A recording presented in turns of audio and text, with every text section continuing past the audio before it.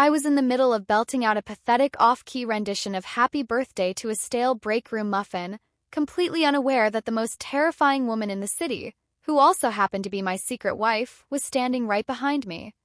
If you want to hear more of this story and see how this crazy situation unfolds, please make sure to hit that like button, leave a comment down below, and subscribe to the channel.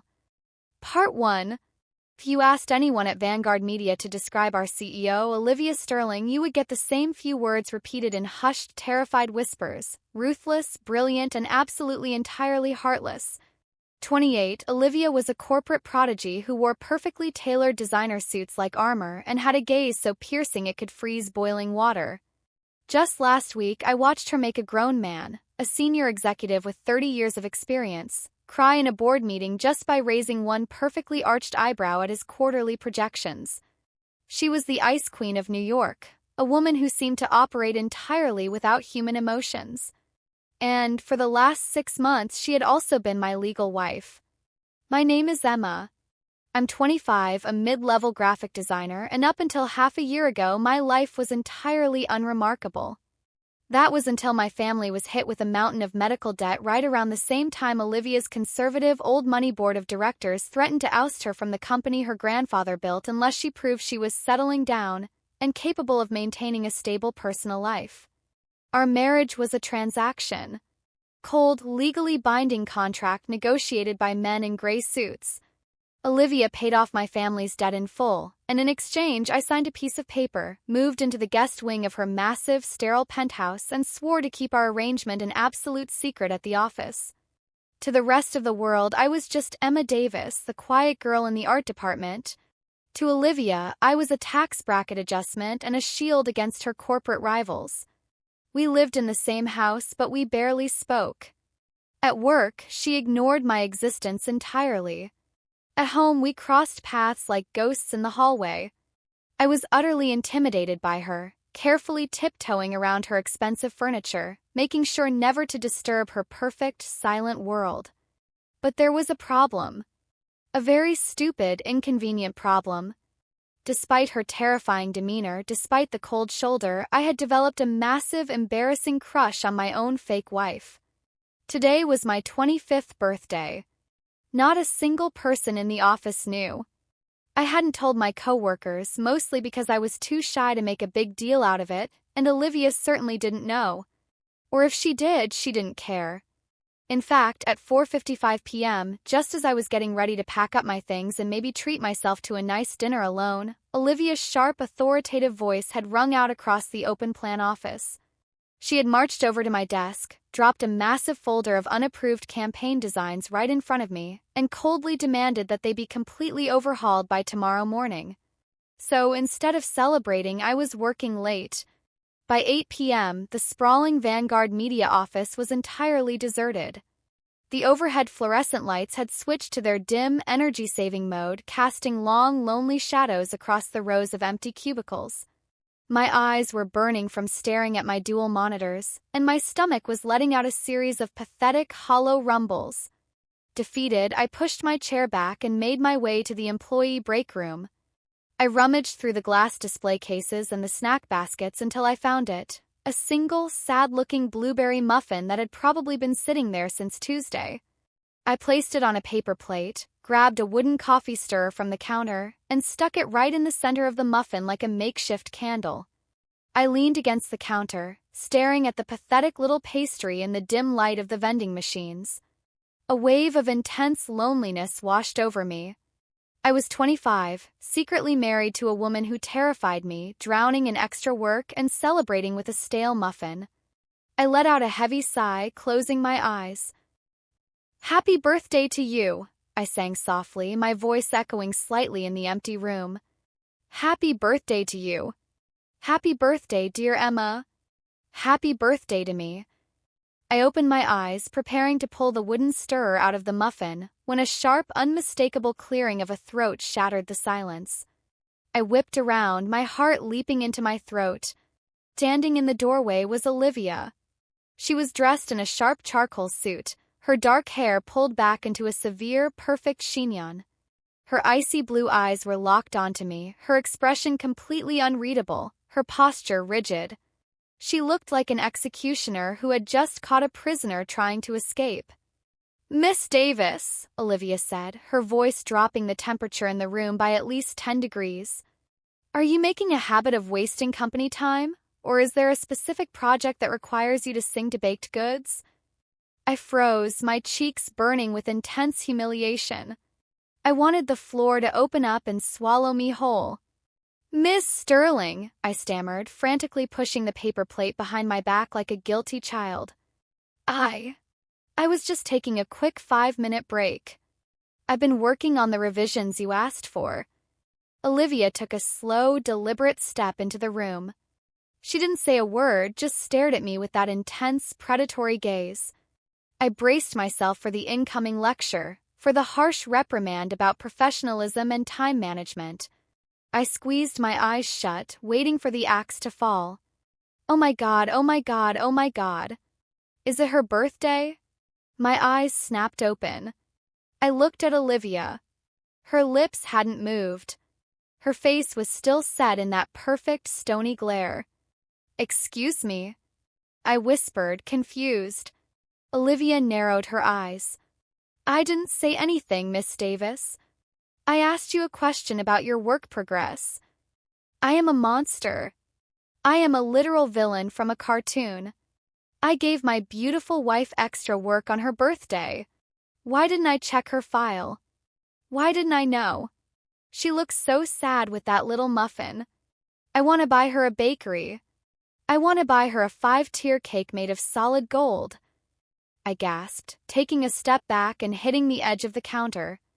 The voice was definitely Olivia's. It had the same cadence, the same tone, but it was pitched slightly higher, entirely frantic, and completely stripped of its usual icy control.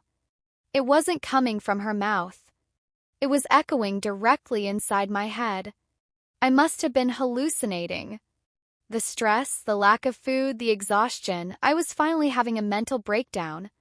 I stared at the terrifying CEO of Vanguard Media, trying to reconcile the cold, imposing woman standing before me with the panicked, dramatic voice screaming in my mind. It's my birthday," I managed to say, my voice trembling. "Today. I'm 25. Olivia's jaw tightened. She crossed her arms over her chest, looking away from me toward the coffee machine. "I see. Well, that does not excuse a lack of productivity. The marketing team is relying on those designs for the 9 a.m. pitch. Say happy birthday, you absolute coward. Just say it. Tell her she looks beautiful today. Tell her you love how her hair falls over her face when she's drawing. Why are you bringing up the marketing team? You are ruining everything, Olivia. She probably hates you. She definitely hates you." A strange, bubbling sensation rose in my chest. It was a laugh. A hysterical, disbelieving laugh that I had to bite my lip violently to suppress. My terrifying, ice-cold, unfeeling wife was currently having a full-blown internal panic attack over my birthday. Contrast was so absurd, so entirely unbelievable, that all my fear instantly evaporated. Did I bump my head? Was this a side effect of the stale muffin? I didn't know how or why I could suddenly hear her thoughts, but the absolute chaos raging behind those cold blue eyes was the most adorable thing I had ever experienced. "I'm almost done with the designs," I said, testing the waters, keeping my voice soft and gentle. "I'll have them on your desk before I leave." Olivia nodded stiffly. She turned on her heel, preparing to walk out of the break room. "See that you do. Good night, Miss Davis. Turn around. Turn around and hug her. Offer to take her to dinner. Tell her about the reservation you have at Le Bernardin that you can easily pretend is for the two of you. Stop walking away, your legs are moving but your heart says stay." Olivia stopped in the doorway. Her shoulders tensed. She slowly turned her head, looking back at me over her shoulder. The harsh fluorescent light caught the sharp angle of her jaw. For a brief, fleeting second, I saw a crack in her armor, a microscopic flash of vulnerability in those piercing eyes. "And Emma," she said, her voice unusually quiet. She rarely used my first name at the office. Yes, Miss Sterling. Olivia swallowed hard. Just say it normally. Don't sound like a robot. Be cool. Happy birthday.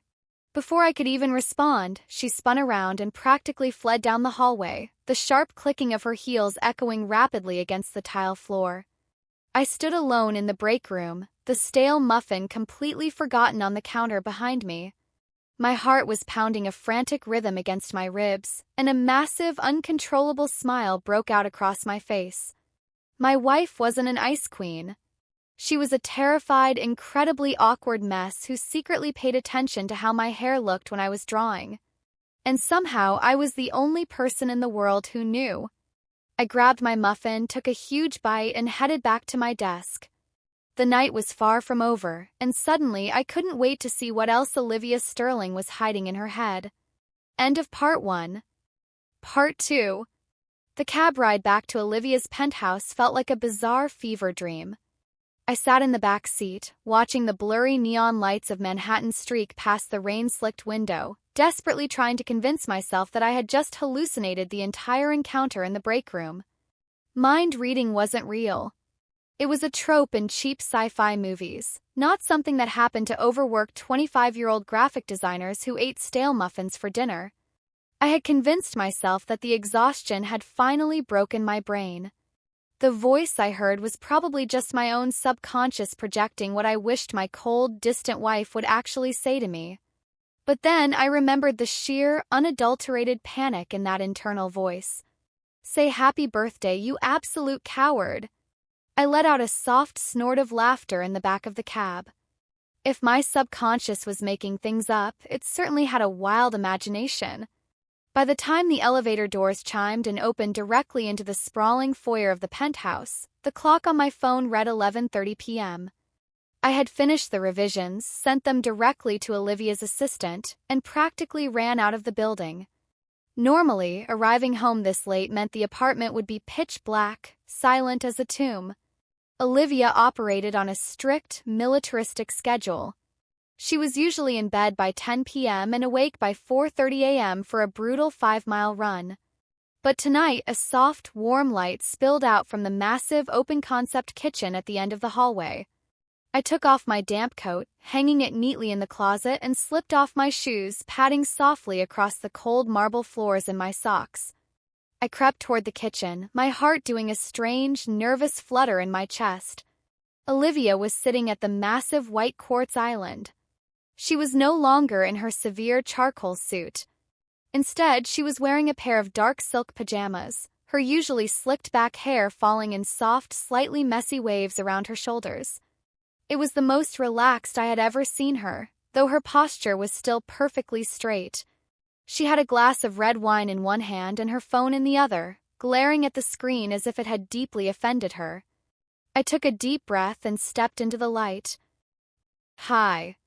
Olivia jumped slightly, her hand jerking so fast she nearly spilled her expensive wine. She recovered instantly, her features snapping back into that familiar, impenetrable mask of icy indifference. She set her phone face down on the counter and looked at me, her blue eyes scanning me up and down. "Miss Davis," she said, her tone perfectly level. "You are home exceptionally late. I assume the revisions were completed?" I nodded, gripping the strap of my messenger bag a little tighter. "Yes. I sent them to Sarah. They're ready for the 9 a.m. pitch." "Acceptable," Olivia replied, taking a slow sip of her wine. "You should get some rest. Tomorrow is a demanding day." She sounded so entirely unbothered, so completely detached. I felt a sharp pang of disappointment in my chest. I had been right. The voice in the break room had just been my own desperate imagination. Olivia was exactly who she appeared to be, a ruthless CEO who only cared about the company's bottom line. My birthday meant absolutely nothing to her. Our marriage was just a piece of paper. I offered a small, defeated smile. "Right. Good night, Olivia." I turned to walk toward the guest wing, my shoulders slumping, when the silence of the kitchen was violently shattered by a voice inside my head. "Don't let her walk away. Say something." Ask her if she's hungry. You literally spent the last 3 hours pacing the floor, terrified she was mad at you, and now you're just going to let her go to sleep with an empty stomach? You are a monster. An absolute, irredeemable monster. You made her work on her birthday. I froze in my tracks. My breath caught in my throat. I slowly turned my head, looking back at the kitchen island. Olivia hadn't moved an inch. Her lips were firmly pressed together in a thin, elegant line. She was calmly staring into her wine glass. But the panicked, dramatic voice echoing in my mind was as clear as a bell. It was real. I wasn't crazy. I could actually hear my wife's thoughts. I turned fully back around, unable to hide the small smirk tugging at the corners of my mouth. Actually, I said, keeping my voice casual, I am a little hungry. I only had a muffin for dinner. Olivia's eyes snapped up to meet mine. Outwardly, she gave a stiff, almost imperceptible nod. There is leftover salmon in the refrigerator. I suggest you heat it up. Proper nutrition is essential for cognitive function in the workplace. Salmon? Did you really just tell the birthday girl to eat leftover salmon like she's a stray cat? Offer to cook for her. You literally watched a 20-minute tutorial on how to make a perfectly fluffy omelet just in case she came home hungry. Make her the omelet, Olivia. I had to bite the inside of my cheek so hard I tasted copper to keep from laughing out loud. The ice queen of Vanguard Media, the woman who fired people for using the wrong font on a presentation, had secretly watched cooking tutorials for me. Salmon sounds a bit heavy right now, I murmured, leaning against the doorframe and watching her carefully. I don't suppose you know how to make anything quick? Like an omelet, maybe. Olivia's eyes widened a fraction of an inch. It was the most visible reaction I had ever managed to get out of her. Oh my God. She wants an omelet. This is my moment. Do not mess this up. Natural. Act like making omelets at midnight is entirely normal corporate behavior. I suppose, Olivia said smoothly, standing up from the bar stool with practiced grace. I am capable of preparing a rudimentary egg dish. It will take only a few moments. Sit. She gestured toward the bar stool across from where she had been sitting. I walked over and sat down, completely fascinated. For the next 10 minutes, I watched in awe as the most powerful woman I knew moved around the kitchen with intense, deadly focus.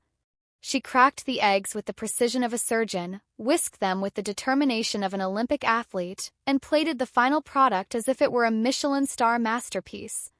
She slid the plate across the quartz island toward me. It was, without a doubt, the most perfect omelet I had ever seen. Eat, she commanded softly. Thank you, Olivia, I said, picking up a fork. I took a bite. It was genuinely delicious. This is really good. Olivia simply nodded, crossing her arms and looking away. It is just eggs, Emma. Do not overstate its quality. She likes it. She called it good. I am a culinary genius. I am the god of breakfast foods. I should buy her a restaurant. No, that's too much. Just be cool. I couldn't help it. A genuine, bright laugh escaped my lips. Olivia glanced back at me, her brow furrowing in slight confusion, but I just shook my head and kept eating. The crippling intimidation I had felt around her for the last 6 months was melting away with every single chaotic, adorable thought I intercepted. When I finished, I carried my plate to the sink. I appreciate it, I told her, turning back to face her. Really? It was a nice end to a very long birthday. Olivia tensed. She looked down at her hands, taking a deep breath before reaching into the pocket of her silk pajama pants. She pulled out a small, rectangular box wrapped in matte black paper and slid it across the island toward me. I stared at it, my heart skipping a beat. What's this? A minor token, Olivia said, her voice dropping into its most formal, authoritative register. Consider it an annual performance bonus. Given the unique circumstances of our living arrangement, Human Resources suggested it would be appropriate to recognize your date of birth to maintain a healthy work-life synergy. That was the stupidest thing I have ever said in my entire life. Human Resources? Really? Just tell her you saw it in an antique shop in Soho 3 months ago and thought of her. Tell her you've been keeping it in your desk drawer waiting for today. Why am I like this? I felt a rush of immense warmth flood my chest. I carefully picked up the small box and peeled back the matte black paper. Inside, resting on a bed of velvet, was a vintage, silver-plated fountain pen. It had intricate, gorgeous engravings along the barrel. It wasn't just a random luxury item. A few months ago, during a brief, incredibly awkward dinner where we were forced to sit together to keep up appearances for the building staff, I had casually mentioned that I collected vintage art supplies and fountain pens. I didn't think she was even listening. She had been staring at her tablet the entire time. "Olivia," I breathed, running my thumb over the cool silver metal. This is incredibly rare. And beautiful. Thank you." Olivia cleared her throat, adjusting the collar of her pajama top. "As I said, it is merely a performance bonus. Do not read into it. I expect your work tomorrow to reflect this investment." She smiled. She has the most beautiful smile in the world. "Okay, Olivia, retreat before you say something entirely humiliating. Retreat now." "I am going to sleep," Olivia announced abruptly, grabbing her phone and her half-empty wine glass. "Ensure the lights are turned off." "Good night, Olivia," I said softly, watching her practically sprint down the hallway toward the master suite. "Good night, Miss Davis. Happy birthday, Emma. I promise I'll try to be less terrible tomorrow." I stood alone in the kitchen, holding the vintage pen tightly in my hand. My fake wife was a terrifying corporate tyrant, a socially inept disaster, and apparently hopelessly devoted to me. As I walked back to my room, turning off the lights, I realized something terrifying and exhilarating all at once. I didn't just have a crush on her anymore.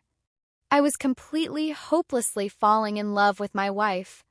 And starting tomorrow, I was going to use my new superpower to tear down her icy walls, one chaotic thought at a time.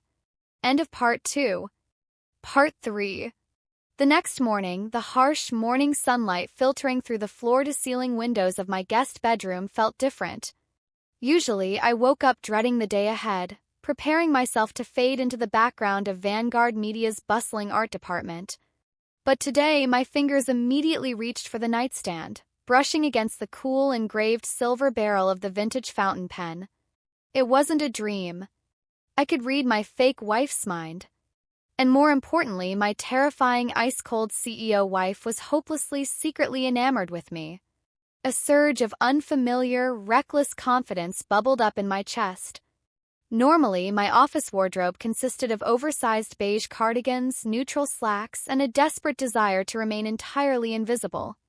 I wanted to fly under the radar, collect my paycheck, and avoid Olivia's icy, soul-crushing gaze at all costs. But today I was armed with the greatest corporate espionage tool in history, the knowledge that the Ice Queen was actually a chaotic, panicking puddle of affection on the inside. I bypassed the beige cardigan. Instead, I pulled out a sleek, tailored emerald green blazer I had bought for an interview years ago and never dared to wear. I left my hair down, letting the waves frame my face instead of tying it back into my usual messy bun, and even applied a swipe of bold red lipstick. When I looked in the mirror, I barely recognized the assertive woman staring back at me. I arrived at the Vanguard Media building at 8:15 a.m. The atmosphere was already thick with the usual high-stakes tension. Interns were sprinting across the marble lobby with oat milk lattes, and junior executives were nervously adjusting their ties. I swiped my badge and stepped into the elevator, my heart drumming a steady, excited rhythm. The 9 a.m. pitch meeting was taking place in Conference Room A, a massive glass box that felt more like an interrogation chamber than a meeting space. When I walked in at 8:55 a.m., the room was already packed with the company's heavy hitters.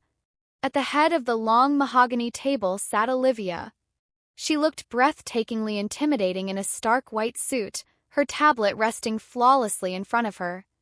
The room was practically vibrating with the collective anxiety of 20 executives trying not to make eye contact with her. I took an empty seat near the back corner, blending in with the other mid-level creatives who were only there to take notes. When I sat down, Olivia's piercing blue eyes flicked up. Her gaze locked onto mine for a fraction of a second. Externally, her expression didn't change. She didn't blink, didn't smile, didn't even acknowledge that I was her wife, let alone a human being. But inside my head, it was an entirely different story. Oh my God. Green. She is wearing green.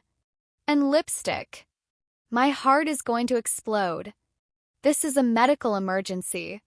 I need to call an ambulance. No, if I call an ambulance, I will have to leave the room and stop looking at her.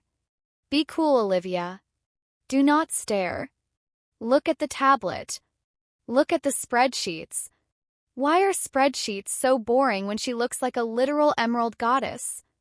I quickly ducked my head, pressing my hand over my mouth to smother the massive grin spreading across my face.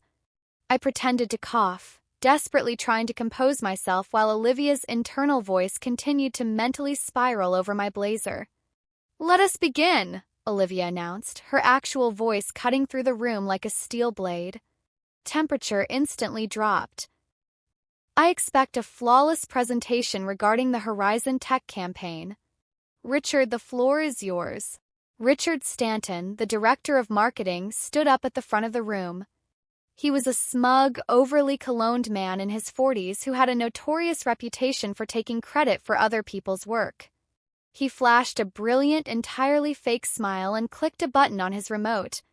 The massive screen behind him lit up with the designs I had spent my entire birthday overhauling. "Thank you, Olivia," Richard began smoothly. "After reviewing the initial concepts yesterday, my team and I realized the visual identity lacked the aggressive forward momentum Horizon Tech is looking for.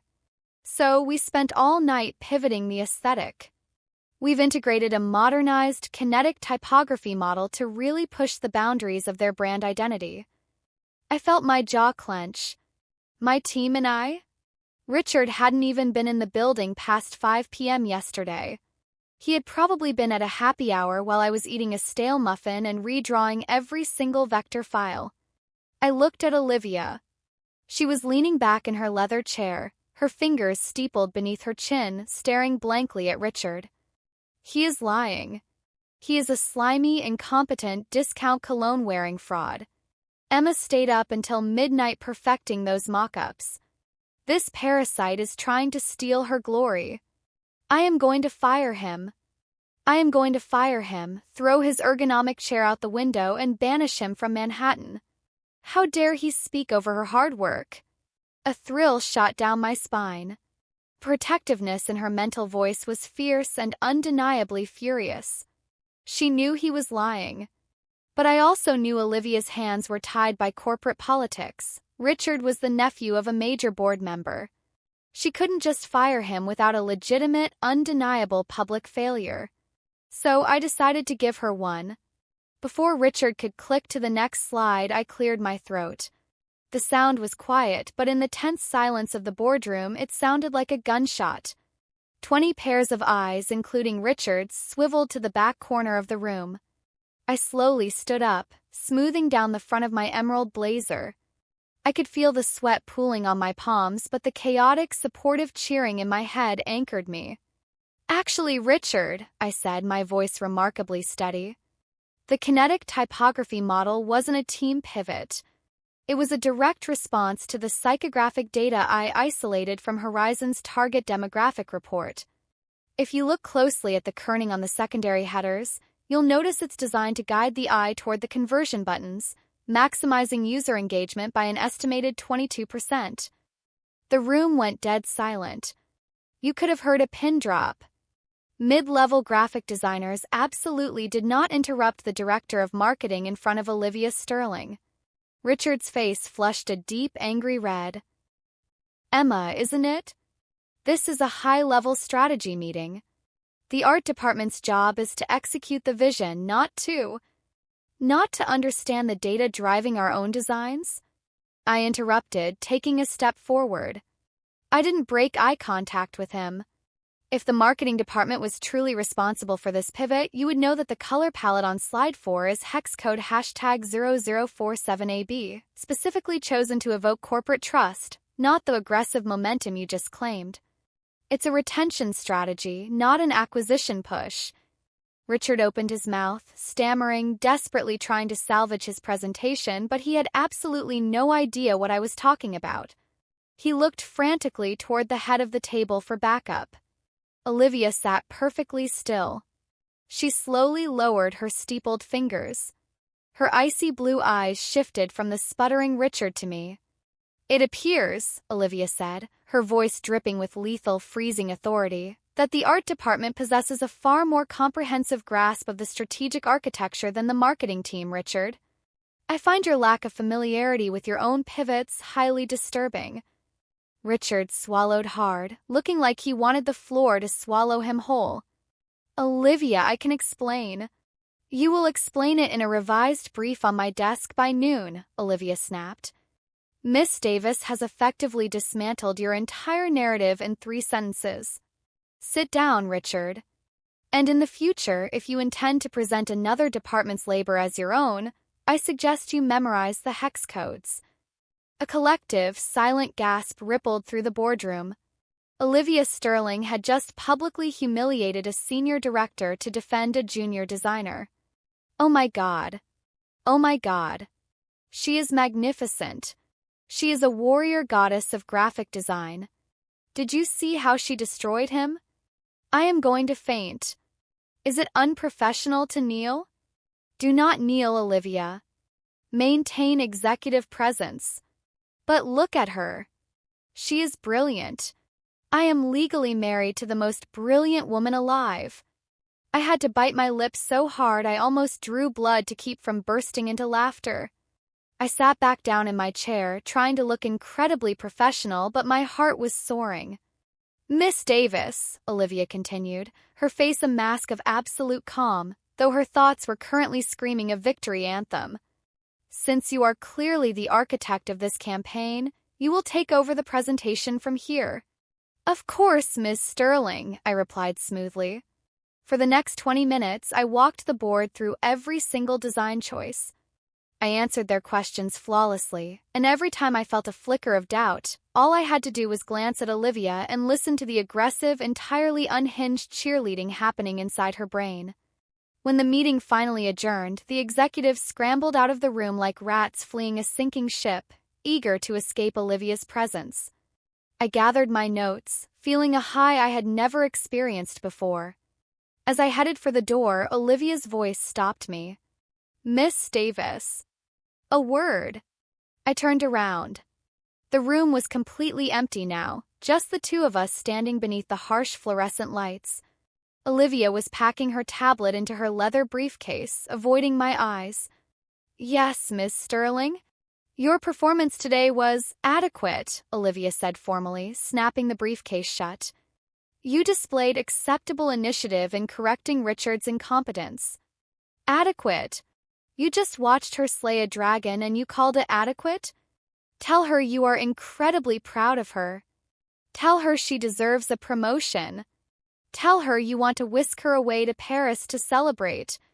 I couldn't help it. I took a few steps closer to the head of the table, invading her personal space just a fraction. I rested my hands on the mahogany wood, leaning in slightly.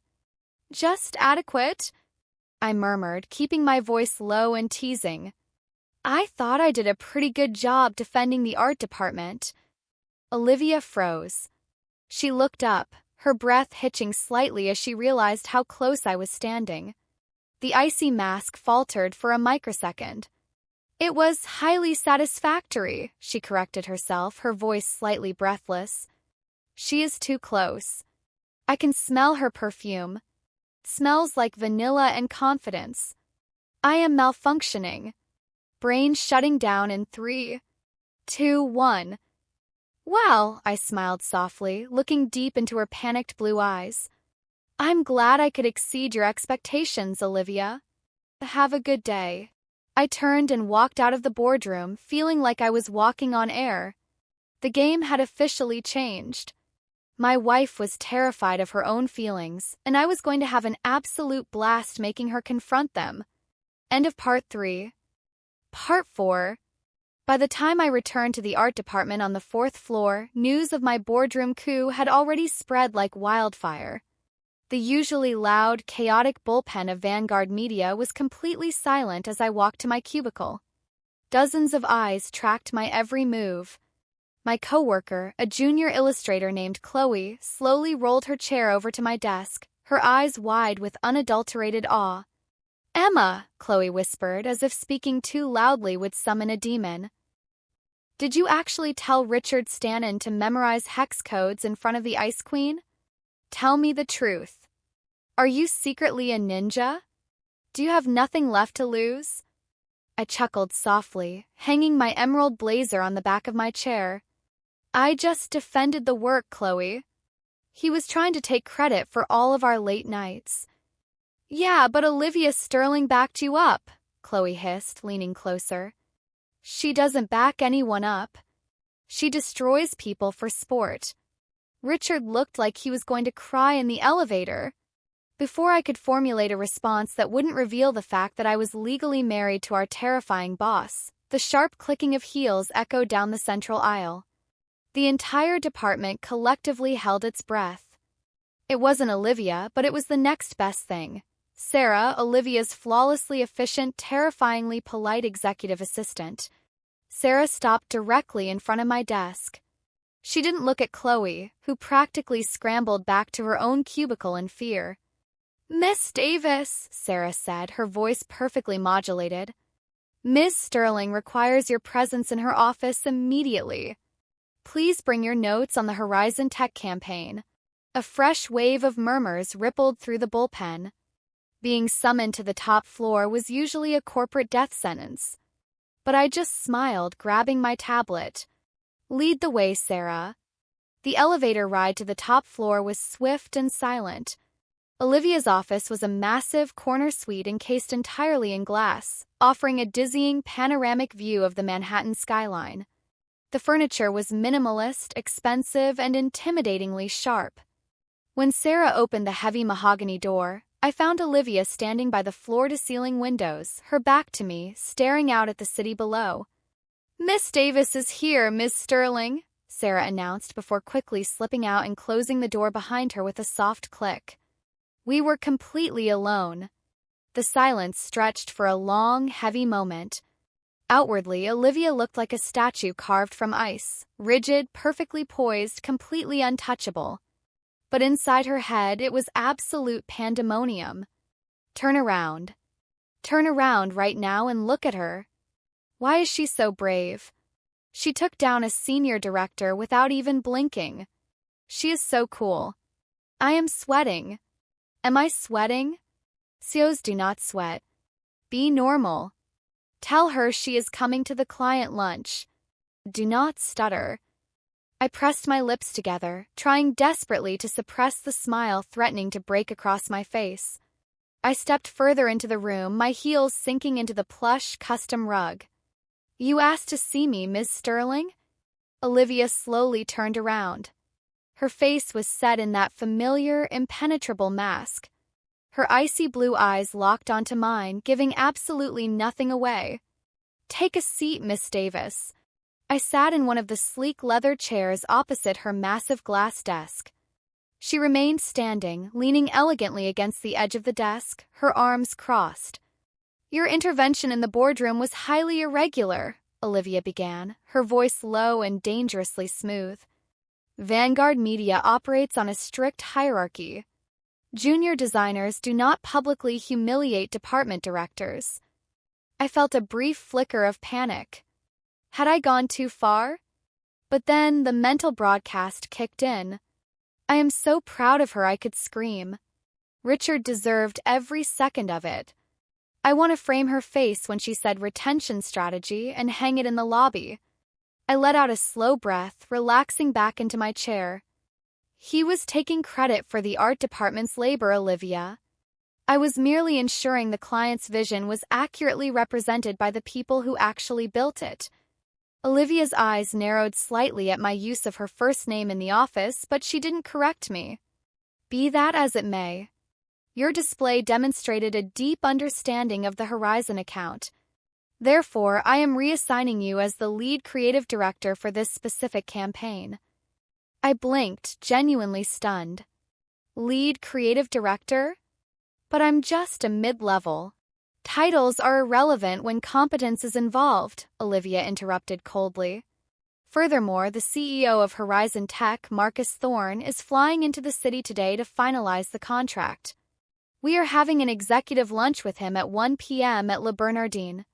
As the new lead on his account, you will accompany me. Le Bernardin.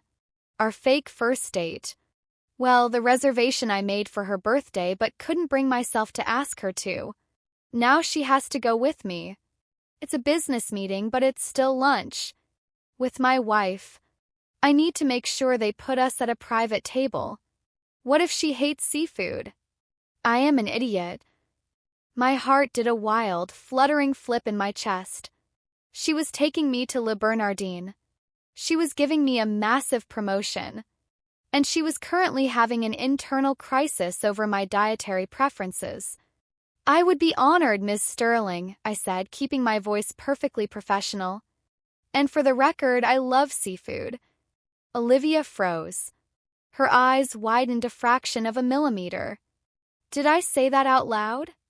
No. I definitely didn't. Did I? No, impossible. She's just being proactive. She's a professional. Excellent, Olivia said, clearing her throat and standing up perfectly straight. My driver is waiting downstairs. We will leave now. 15 minutes later, I found myself sitting in the back of Olivia's sleek black town car. Privacy partition separating us from the driver was securely rolled up, enclosing us in a quiet, intimate bubble. The leather seats were butter-soft, and the faint, intoxicating scent of Olivia's expensive vanilla and sandalwood perfume filled the small space. We sat completely still, separated by about a foot of empty space on the back seat. Olivia was staring intently at her tablet, typing furiously, ignoring my existence. Why is the car so small today? Has it always been this small? Our knees are almost touching. If the car stops suddenly, I might fall into her. Would that be terrible? Yes, highly unprofessional. But she smells like strawberries. Focus on the quarterly earnings, Olivia. Focus on the math. I couldn't resist. Temptation was simply too powerful. As the town car took a sharp turn around Columbus Circle, I intentionally relaxed my posture, letting my leg fall just a few inches to the left so the side of my knee gently brushed against hers. Olivia stopped typing instantly. Her entire body went completely rigid. Red alert. Code red. Knee contact has been initiated. Do I move away? If I move away, she might think I find her repulsive. If I stay, my heart might literally beat out of my chest and break a window. Stay completely still. Play dead. Corporate executives do not show weakness. I turned my head to look out the window, biting the inside of my cheek so hard I almost tasted blood. Torturing my incredibly powerful, emotionally repressed wife was quickly becoming my favorite hobby. When we arrived at Le Bernardin, the maitre d' greeted Olivia by name and immediately ushered us to a secluded VIP table near the back of the elegant, dimly lit dining room. Waiting for us was Marcus Thorne, the CEO of Horizon Tech. Marcus was a classically handsome, incredibly charismatic man in his late 30s. He stood up immediately, flashing a $1,000,000 smile. Olivia! Always a pleasure. You look as formidable as ever. Marcus, Olivia replied, shaking his hand with a firm, practiced grip. Allow me to introduce Emma Davis. She is the newly appointed lead creative director for your campaign. She is responsible for the kinetic typography pivot. Marcus turned his attention to me, his eyes lighting up with obvious appreciation. He didn't just shake my hand. He lingered, his thumb lightly brushing across my knuckles. Emma, it is a genuine pleasure. I must admit, I wasn't expecting the architect of such aggressive, brilliant designs to be so charming. I offered a polite, professional smile, withdrawing my hand. Thank you, Mr. Thorne. I'm just passionate about the data. We sat down. The lunch began smoothly enough, focusing entirely on the technical aspects of the campaign. I answered his questions with ease, outlining the demographic targeting and visual strategy. But as the wine flowed, Marcus's attention shifted away from the business and entirely onto me. You know, Emma, Marcus said, leaning across the table, his eyes locked onto mine, completely ignoring Olivia. My marketing department back in Silicon Valley is severely lacking this kind of fresh, dynamic vision. Have you ever considered relocating to California? I could make the compensation package extremely enticing. Temperature at the table instantly dropped to absolute zero. I glanced at Olivia. She was calmly sipping her sparkling water, her face a mask of serene indifference. She looked entirely unbothered by a rival CEO trying to poach her employee right in front of her. But inside she was a terrifying, raging inferno. Excuse me? Did he just ask my wife to move to California? Did he just touch her hand? I will buy his entire company and liquidate it. I will dismantle Horizon Tech piece by piece until he is working out of a cardboard box in an alleyway. She belongs to Vanguard. She belongs in New York. She is mine, figuratively and legally, but mostly respectfully. Back off, you absolute vulture. A warm, heavy flush spread across my chest. The sheer, overwhelming possessiveness in her internal voice was intoxicating. She wasn't just protective of my work, she was fiercely, territorially protective of me. Before I could even politely decline Marcus's offer, Olivia set her water glass down on the crisp white tablecloth. The sound was soft, but it carried the weight of a judge's gavel. Marcus, Olivia said, her voice dripping with the kind of polite, deadly corporate venom that made grown men tremble. While I understand the desperate appeal of trying to supplement your company's creative deficiencies with Vanguard's top-tier talent, Miss Davis is under a highly specialized, exclusive, and strictly non-negotiable contract. Olivia leaned forward slightly, her piercing blue eyes locking onto Marcus with the intensity of a predator. She is an indispensable asset to my inner circle, Olivia continued smoothly, though her eyes were flashing with dangerous warning. And Vanguard Media is fiercely protective of what belongs to us.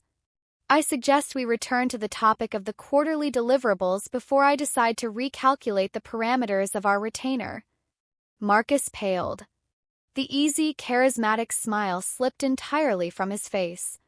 He quickly sat back in his chair, clearing his throat. Of course, Olivia. My apologies. No offense intended. None taken, Olivia replied icily. She didn't look at me, but I didn't need her to. You tell him, Olivia. Look at him sweating. Do not flirt with my incredibly talented, beautiful wife while I am sitting right here eating sea bass. God, I hope Emma isn't mad I spoke for her. Was I too aggressive? Did I sound like a tyrant? Please don't hate me, Emma. I reached under the table, hidden by the long white tablecloth. I carefully found Olivia's hand resting on her knee. Slowly, deliberately, I brushed my fingers against hers, giving her knuckles a soft, reassuring squeeze. Olivia practically gasped, her entire body jerking slightly in her chair. She didn't pull away. For the rest of the lunch, the Ice Queen of Vanguard Media sat perfectly still, negotiating a multi-million-dollar contract with flawless, ruthless precision, all while her mind practically short-circuited because her fake wife was secretly holding her hand under the table. It was, without a doubt, the best lunch of my entire life. End of Part 4. Part 5. The walk from Le Bernardin back to the waiting town car felt like a victory lap.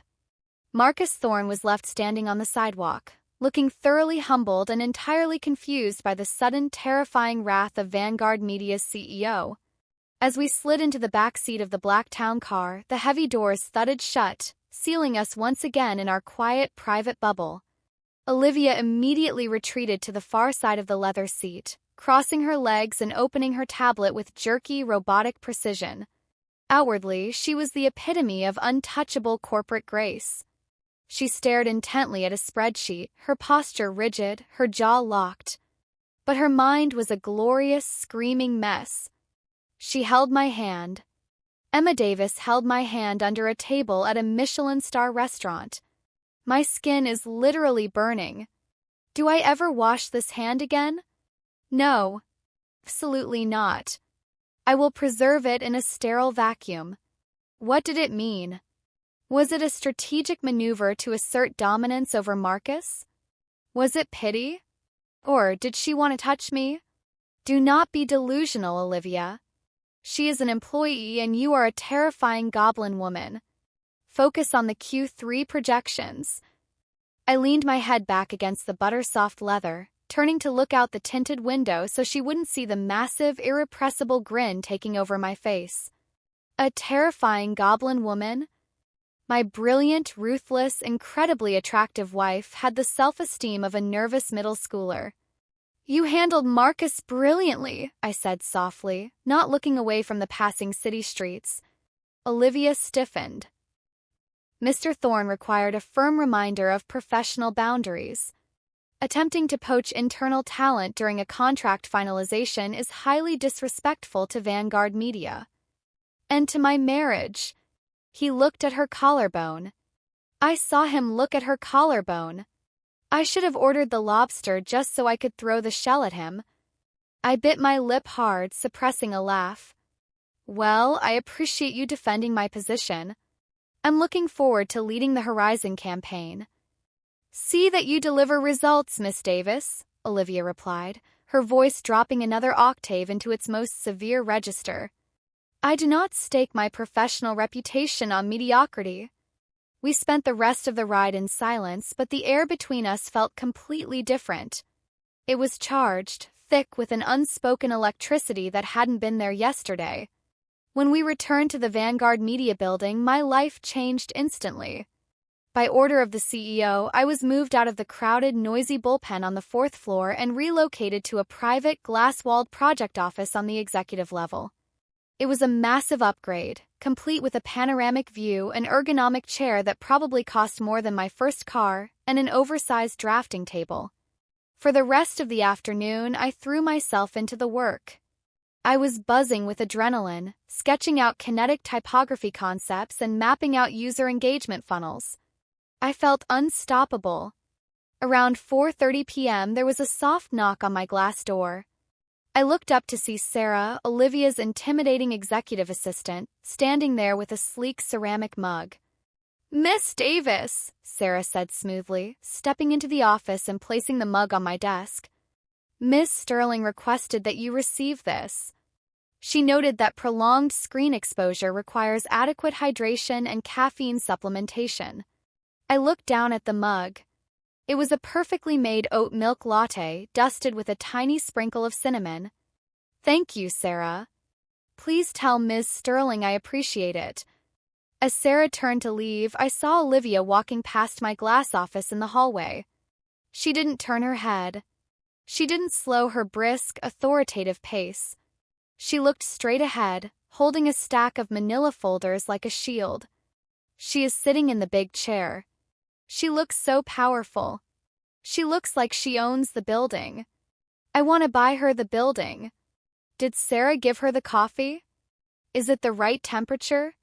I researched the optimal brewing heat for oat milk so it doesn't curdle. If it's curdled, I will fire the entire barista staff downstairs. Look at her focus. She hasn't even noticed me walking by. Natural. Walk like a CEO. Left, right, left, right. I picked up the mug, took a sip of the perfectly heated, flawlessly sweet latte, and smiled into the ceramic rim. Left, right, I whispered to myself, my heart fluttering uncontrollably. By the time I finally packed up my things and took a cab back to the penthouse, it was past 8 p.m. The massive apartment was dimly lit, the sheer curtains billowing slightly from the open balcony doors. I found Olivia in the sprawling living room. She was sitting stiffly on the edge of the enormous L-shaped white velvet sofa, wearing her dark silk pajamas. She had a massive, intimidatingly thick hardcover book resting on her lap, a biography of some obscure 19th-century industrialist. She looked like a painting of intellectual isolation. I slipped my shoes off, padded quietly across the living room, and sat down on the opposite end of the couch. Olivia didn't look up, but her grip on the hardcover book tightened until her knuckles turned white. "Good evening, Miss Davis," she said smoothly, turning a page with practiced elegance. "I trust the new office is accommodating your workflow?" "It's perfect. Thank you, Olivia." I pulled my sketchbook out of my bag, along with the vintage silver-plated fountain pen she had given me for my birthday. I uncapped it, relishing the smooth, heavy weight of it in my hand, and began to sketch. For 10 minutes, the only sounds in the penthouse were the soft scratching of my pen against the paper and the distant hum of Manhattan traffic. I glanced up at Olivia. She was staring intently at the pages of her book, her brow furrowed in deep concentration. I have been staring at the word railroad for 14 minutes. I have no idea what this book is about. Why did I buy this? I want to look at her. I want to look at how her hair is falling over her shoulder. Is she drawing? What is she drawing? I wish she would sit closer. Couch is 14 feet long. She is in a different zip code. I am so cold. I want to ask her about her day, but I don't know how to do casual conversation without sounding like I'm giving a performance review. I smiled down at my sketchbook. My beautiful, terrifying genius of a wife couldn't figure out how to bridge the gap of a sofa. So I decided to do it for her. I closed my sketchbook and stood up. Olivia's internal voice instantly panicked. She's leaving. I bored her away with my silence. I am a human void. Goodbye, happiness. Instead of walking down the hallway to the guest wing, I walked around the massive marble coffee table and sat right back down, this time leaving only a few inches of space between us on her end of the couch. Olivia froze. The massive biography in her lap remained completely still. She slowly turned her head, her icy blue eyes wide with perfectly concealed shock. "Miss Davis?" she asked, her voice slightly strained. "Is there an issue with the seating arrangement?" "Not at all," I said cheerfully, pulling my legs up onto the couch and tucking them beneath me, turning my body entirely toward her. "I just wanted to show you what I was working on. Since you bought me the pen, it felt only right that you see the first draft." I leaned in, holding the open sketchbook so it rested halfway over the arm of the couch and halfway over her knee. Proximity was deliberate. I was close enough to feel the warmth radiating from her, close enough to smell the intoxicating scent of vanilla and sandalwood. Olivia stared at the sketchbook. I had drawn a highly stylized, incredibly detailed rendering of the kinetic typography we had discussed at lunch, but intertwined within the sharp geometric lines were soft, sprawling vines of ivy. "It is highly detailed," Olivia managed to say, her breathing growing noticeably shallower. "The integration of organic elements with the corporate structure is innovative. I am going to die. She is right here. Her knee is touching my pajama pants. I can see the exact shade of hazel in her eyes. The drawing is beautiful, but I can't even focus on the lines because she is breathing near my neck. Say something intelligent, Olivia. Critique the shading. Critique the kerning." "I thought it needed a softer touch," I murmured, leaning in just a fraction of an inch closer. I pointed to a specific section of the drawing with the silver pen. "Right here." The contrast between the rigid lines and the natural flow. As I pointed, my wrist brushed lightly against her hand resting on the book. Olivia inhaled sharply. She touched me again. That is twice in one day. This is a pattern. Is this a test? If I move, I ruin it. If I stay, I might combust. Her voice is so soft. I wish she would call me Olivia again. When she says Miss Sterling, it sounds like a reprimand. I want her to say my name. I want her to say it just like she did at lunch. I let the silence hang for a moment, tracing a non-existent line on the paper. I looked up, locking eyes with her. She looked utterly terrified, her pupils blown wide in the dim lighting of the penthouse. "What do you think?" "Olivia?" I asked, lowering my voice until it was barely more than a whisper, using her name with deliberate, agonizing slowness. Olivia's breath hitched. The heavy 19th century biography suddenly slipped from her grasp, snapping shut with a loud thud as it hit the velvet cushions between us. She stared at me, completely speechless, her icy walls crumbling into dust right before my very eyes. She swallowed hard, her gaze dropping to my lips for a frantic, fleeting second before snapping back up to my eyes. "I think," Olivia whispered back, her voice trembling with a vulnerability I had never heard before, "that it is absolutely perfect, Emma." My heart hammered violently against my ribs. I had pushed the boundary, and for the first time since we signed those cold legal documents 6 months ago, Olivia hadn't retreated behind her armor. She was right here, terrified, breathless, and completely mine. End of Part 5. Part 6. The silence in the penthouse was suddenly deafening. The heavy 19th century biography lay discarded on the velvet cushions between us. Olivia's icy blue eyes were locked onto mine, completely stripped of their usual defensive armor. We were so close I could feel the faint, rapid warmth of her breath ghosting across my collarbone. For the first time in 6 months, she wasn't the untouchable CEO of Vanguard Media, and I wasn't the invisible graphic designer. We were just Emma and Olivia, suspended in a fragile electric bubble. I watched her throat work as she swallowed hard. Her gaze flicked down to my lips again, lingering there for a microsecond longer than before. "Kiss her. Just lean in and kiss her. You are a titan of industry. You negotiate mergers worth billions of dollars. You can close a gap of 3 inches. Do it. Do it now before you lose your nerve." My heart hammered a frantic rhythm against my ribs. I stayed perfectly still, waiting, practically praying for her to close the distance. I wanted her to. I wanted it so badly my fingertips were tingling. But then the terrifying ingrained instinct of the Ice Queen roared back to life. Wait, no. What if she pulls away? What if she's just being friendly and I misread the situation and ruin our entire arrangement? I can't lose her. I would rather live in agonizing silence than make her uncomfortable. Abort. Emergency retreat. Evacuate the premises. In the blink of an eye, the vulnerability vanished. Olivia's spine snapped completely straight, and she practically launched herself off the velvet sofa as if the cushions had caught fire. She scrambled to pick up the massive biography, clutching it to her chest like a bulletproof vest. I must review the quarterly projections," Olivia stammered, her voice an octave higher than usual, completely abandoning her smooth, authoritative cadence. "There is an early conference call with the London office. Excuse me, Miss Davis. Good night." Before I could even open my mouth to protest, she spun around and speed-walked down the hallway. The master bedroom door clicked shut with a definitive, panicked finality. I slumped back against the couch, letting out a heavy, exasperated sigh that was half frustration and half amusement. My brilliant, powerful wife was an absolute coward. But as I packed up my sketchbook, a determined smile tugged at the corners of my mouth.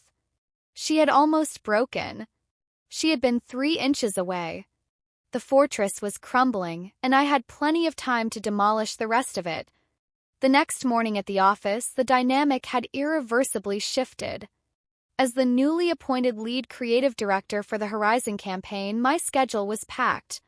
I spent the morning in my new glass-walled office, leading meetings, approving proofs, and generally riding the high of my newfound authority. It felt incredible to finally flex the creative muscles I had been hiding for months. At 11 a.m., the sharp clicking of heels announced Sarah's arrival. Olivia's flawlessly efficient assistant stepped into my office, placing a thick, silver-embossed envelope on my desk. "Miss Davis," Sarah said crisply. "Miss Sterling requested I deliver this to you." It is your formal itinerary and invitation for the Vanguard Media annual charity gala this Saturday evening. I stared at the envelope, my stomach doing a sudden, unpleasant flip. The Vanguard Gala was legendary. It was an ultra-exclusive black-tie event attended by the city's billionaires, politicians, and elite socialites. As a mid-level designer, I had never even been permitted on the same floor as the event. Sarah, I started, feeling a sudden wave of imposter syndrome. I'm not sure I'm supposed to be at this. I don't exactly have an executive wardrobe. As a lead director handling our largest tech account, your attendance is mandatory, Sarah replied without missing a beat.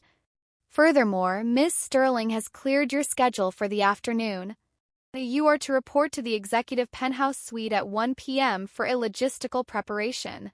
Before I could ask what a logistical preparation meant, Sarah nodded and walked out. At exactly 1 p.m., I took the private executive elevator to the top floor. When I stepped into Olivia's massive, sunlit office, I froze. The room had been transformed. Racks of incredibly expensive, custom-tailored designer clothing were lined up against the glass walls. Silk gowns, velvet tuxedos, and sharp power suits in every color imaginable hung in pristine condition. Standing in the center of the room was an elegant older woman with a measuring tape draped around her neck, organizing a tray of diamond cufflinks. Olivia was standing by her desk, looking at her tablet. When she heard the door close, she looked up. Miss Davis. Punctual as always, Olivia said smoothly, stepping out from behind her desk. She gestured toward the older woman. This is Madame Heiress. She is one of the premier stylists in Manhattan. She will be ensuring your attire for the gala meets the rigorous standards of the Vanguard Executive Board. I blinked, completely overwhelmed. Olivia, this is too much. I can just rent something. I don't need... You represent my company, Emma, Olivia interrupted, her voice firm but lacking its usual icy bite. You are the face of the Horizon campaign. You will not attend a Vanguard event in a rented garment. It is a business expense. Do not argue with me. Please let me spoil you. I have wanted to buy you clothes since the day we got married. I want to drape you in silk and velvet and watch everyone in the room weep with jealousy because you belong to me. Just let me do this for you. Please don't be mad. The sheer intensity of her internal monologue knocked the breath out of my lungs. I looked at Olivia. She was wearing her impenetrable corporate mask, but her eyes held a frantic, desperate hope. I softened my posture and offered a small smile. Okay. Thank you, Ms. Sterling. For the next 2 hours, Madame Heiress practically turned me into a doll. I tried on flowing emerald gowns, sleek black dresses, and shimmering silver skirts. Every time I stepped out from behind the heavy privacy screen, Olivia would sit perfectly still in her leather chair, her legs crossed, offering a simple, stoic nod or a quiet shake of her head. The silhouette is adequate, she would say out loud. Holy Mother of God. I am going to have a heart attack. She looks like a literal angel. How is it legally permissible for one human being to look like that? Keep a straight face, Olivia. Do not drool. You are a respected professional.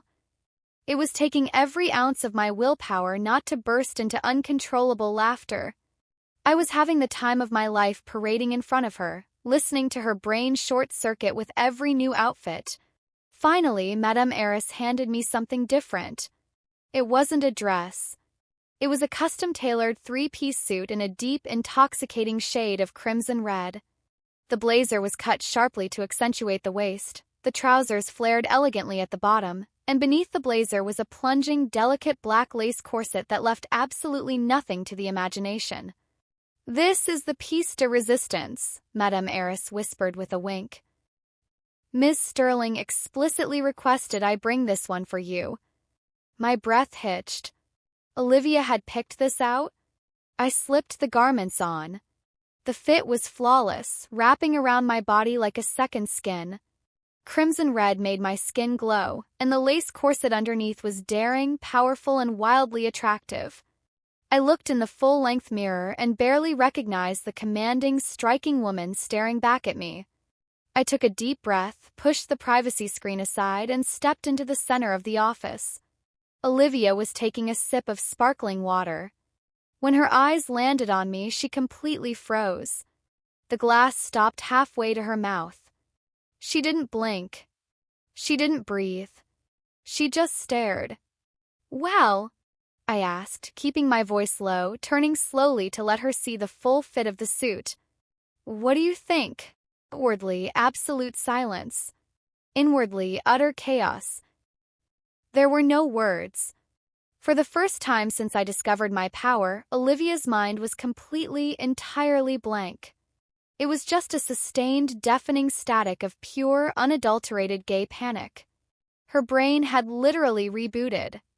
After 10 agonizing seconds, she slowly lowered her water glass to the desk. "Madam Heiress," Olivia said, her voice dropping to a harsh, gravelly whisper. "Leave us. Take your payment from Sarah on the way out." Madame Heiress smiled knowingly, packed up her measuring tapes, and quietly slipped out of the office, closing the heavy oak door behind her. We were alone. Olivia stood up from her chair. She moved slowly, almost mechanically, as she crossed the room toward me. Her eyes never left mine, dark and intense, completely stripping away the executive facade. I felt a thrill of genuine nervousness spike in my chest. The game felt suddenly very real. She stopped when she was barely an arm's length away. Close, I could see the faint tremble in her jaw. "There is an issue," Olivia murmured, her voice thick and intoxicating. "With the collar?" Before I could register what was happening, she reached out. Her cool, elegant fingers gently brushed against the lapel of the crimson blazer, dangerously close to the bare skin exposed by the lace corset. A shock of electricity shot through my veins at the contact. I am touching her. I am actually touching her. Her skin is so warm. If I die right now, I will die a victorious woman. She smells so good. Please don't pull away. Please let me stay here for just one more second. "Is there?" I whispered back, intentionally stepping half an inch closer, tilting my chin up to look at her. "It feels perfectly fine to me." Olivia swallowed hard, her eyes dropping to the lace against my chest before snapping back up to my eyes. Her fingers lingered on the velvet lapel, slowly tracing the sharp cut of the fabric. "It requires an adjustment," she insisted softly, her thumb ghosting over my collarbone. "I want to give her the world. I want to build an empire just so I can hand her the keys. I want to kiss her until we both forget our own names." The sheer, overwhelming devotion in her internal voice broke down the last remaining walls of my hesitation. I didn't want to play a game anymore. I wanted my wife. I slowly lifted my hand, mirroring her movement, and gently placed my palm flat against the center of her chest, right over her tailored white silk shirt. I could feel her heart slamming wildly beneath my fingers, beating a frantic, terrified, desperate rhythm. "Olivia!" I breathed, feeling her breath hitch at the sound of her name. I stepped entirely into her space, eliminating the gap between us until our bodies were brushing. "Yes," she whispered, sounding entirely breathless. "Make the adjustment." End of Part 6. Part 7. My hand was resting flat against the erratic, hammering rhythm of Olivia's heart. My chin was tilted up, my eyes locked on hers, challenging her to cross the final boundary. Make the adjustment. For a second that seemed to stretch into eternity, the entire world outside the glass walls of the executive suite ceased to exist. Olivia's icy facade was entirely shattered, leaving behind a woman who looked completely, devastatingly captivated. Her cool fingers, which had been resting on the velvet lapel of my crimson blazer, slowly slid upward. Her thumb traced the line of my collarbone, her touch incredibly soft, as if she were handling something made of spun glass. Do it. She wants it. She is looking at my lips. I am going to kiss my wife. I am going to pull her in, and I am never, ever going to let her go. Please let me do this without passing out. Olivia swallowed hard, her eyelids fluttering shut for a fraction of a second as she finally leaned in. The intoxicating scent of vanilla and sandalwood enveloped me completely. I held my breath, my own eyes closing as I felt the faint, warm ghost of her breath brush against my jawline. Her lips were millimeters away from mine. The anticipation was a physical ache in my chest. The sharp, abrasive buzz of the desk intercom shattered the silence like a gunshot. Olivia violently jerked backward, her eyes flying open in absolute terror. She stumbled a step away from me, her chest heaving, looking around the room as if she had just woken up from a trance. She quickly pulled her hand back, clasping it tightly with her other hand behind her back to hide the fact that her fingers were trembling. "Miss Sterling," Sarah's flawlessly composed voice echoed from the speakerphone on the desk. "The London board members are on line 1 for the quarterly international review. They are expecting you." I let out a slow, frustrated exhale, dropping my hand from where it had been resting against Olivia's chest.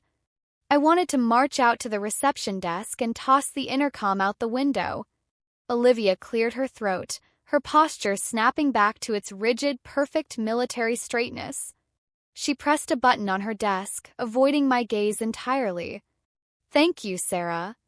Put them through in 1 minute." She turned back to me. The Ice Queen mask was back in place, though a faint, betraying flush of pink still lingered high on her cheekbones. The suit is acceptable, Miss Davis," Olivia said, her voice strained, entirely lacking its usual commanding bite. "You may keep it for the gala. Please excuse me. I have an international call. I hate London. I hate the board. I hate Sarah. I was 1 second away. 1 single second. I am going to throw myself off the balcony. No, I have to go to the gala. I have to see her in that suit again. Be professional, Olivia. Breathe." A soft, triumphant smile tugged at my lips. I smoothed down the lapels of my crimson blazer. "Of course, Miss Sterling. Thank you for the suit. I'll see you on Saturday." I turned and walked out of the office, my heels clicking confidently against the marble floor. The near miss was frustrating, yes, but the victory was undeniable. My wife was completely at my mercy, and Saturday night was going to be the most entertaining evening of my life. Saturday arrived in a flurry of nervous, electric anticipation. The Vanguard Media annual charity gala was held at the Plaza Hotel. Because our marriage was a strict corporate secret, we had to arrive separately. Olivia had taken the company town car hours earlier to oversee the final arrangements and schmooze with the billionaire donors. I arrived at 8 p.m. in a standard yellow taxi, stepping out onto the red carpet that led up the grand steps of the hotel. The moment my heels hit the pavement, the flashbulbs of the local press photographers went off. I took a deep breath and stood tall. The crimson 3-piece suit fit like a dream. The sharp tailoring of the velvet blazer contrasted flawlessly with the dangerous, plunging black lace corset beneath it. My hair was styled in sleek, cascading waves, and I wore the darkest, boldest shade of red lipstick I owned. I didn't look like Emma Davis, the quiet, invisible graphic designer. I looked like a woman who owned the room. I handed my invitation to the security detail and stepped into the grand ballroom. It was a scene straight out of a movie. Massive crystal chandeliers hung from the ornate, gold-leafed ceiling, casting a warm, glittering light over hundreds of New York's elite. Waiters in white gloves floated through the crowd carrying silver trays of champagne, and a live string quartet was playing classical covers of modern pop songs in the corner. I grabbed a flute of champagne and began to navigate the crowd, smiling politely at the executives I recognized. I was searching for only one person. It didn't take long to find her. Olivia was standing on the elevated mezzanine level, flanked by 2 elderly board members. She looked absolutely breathtaking. She had foregone a traditional gown, instead opting for a razor-sharp, custom-tailored black tuxedo. The jacket featured a subtle, shimmering silver thread woven into the fabric, catching the chandelier light every time she moved. Her dark hair was slicked back flawlessly, and her icy blue eyes were scanning the room with the predatory grace of a hawk. Suddenly, her gaze locked onto me. Even from 50 feet away, I saw her entire body tense. She stopped mid-sentence, completely ignoring whatever the elderly board member next to her was saying. Oh my God. Oh my God. Look at her. She is a goddess. She is a siren walking among mere mortals. The red. The lace. I am going to have a stroke. How am I supposed to talk about quarterly earnings when my wife looks like she could step on me and I would thank her for it? Everyone is looking at her. Stop looking at her. I will fire everyone in this room. She is mine. I hid a massive grin behind my champagne flute, raising the glass a fraction of an inch in her direction. From the mezzanine, Olivia offered a stiff, barely perceptible nod, though her internal monologue was currently screaming in a loop. Before I could find a way to gracefully make my way up the stairs, a shadow fell over me. Emma. I must admit, I have been looking forward to this all week. I turned around to find Marcus Thorne, the charismatic CEO of Horizon Tech. He was wearing a classic tuxedo, his smile as blinding and polished as ever. He stepped uncomfortably close, his eyes raking over my crimson suit with obvious, unhidden appreciation. Marcus, I replied, keeping my tone perfectly polite and strictly professional. It's good to see you. I trust the final contracts were to your liking. Let's not talk about contracts tonight, Marcus laughed smoothly, stepping directly into my line of sight so I could no longer see Olivia on the balcony.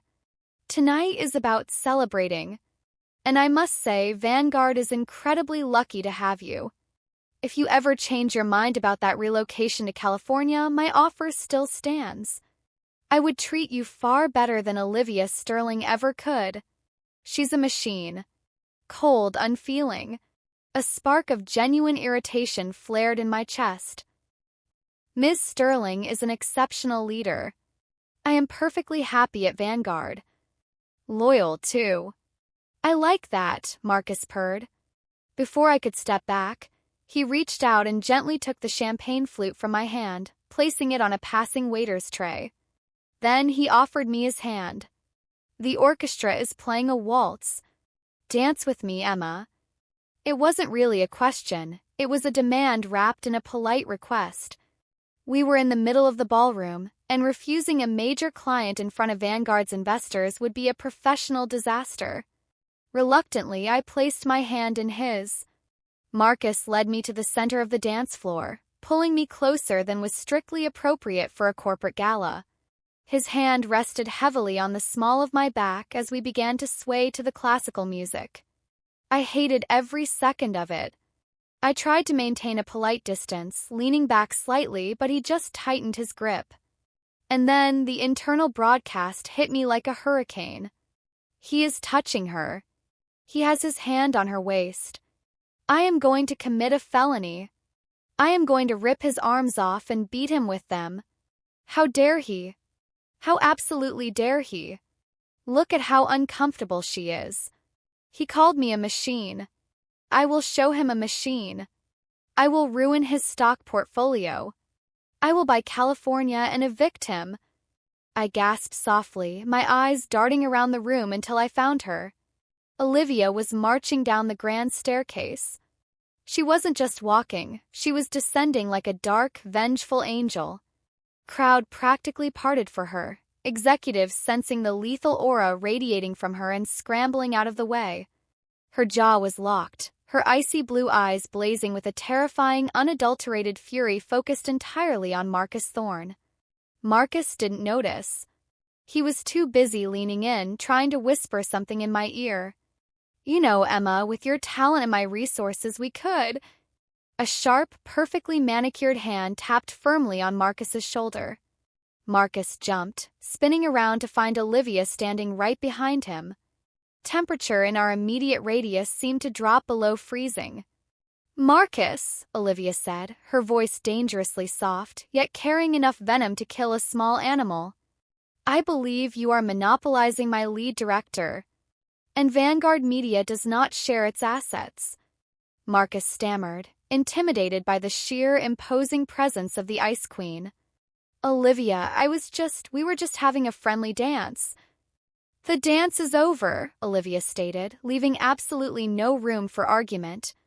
I require Miss Davis for a critical internal discussion.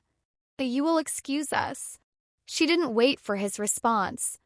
Olivia stepped smoothly between us, cutting Marcus off entirely.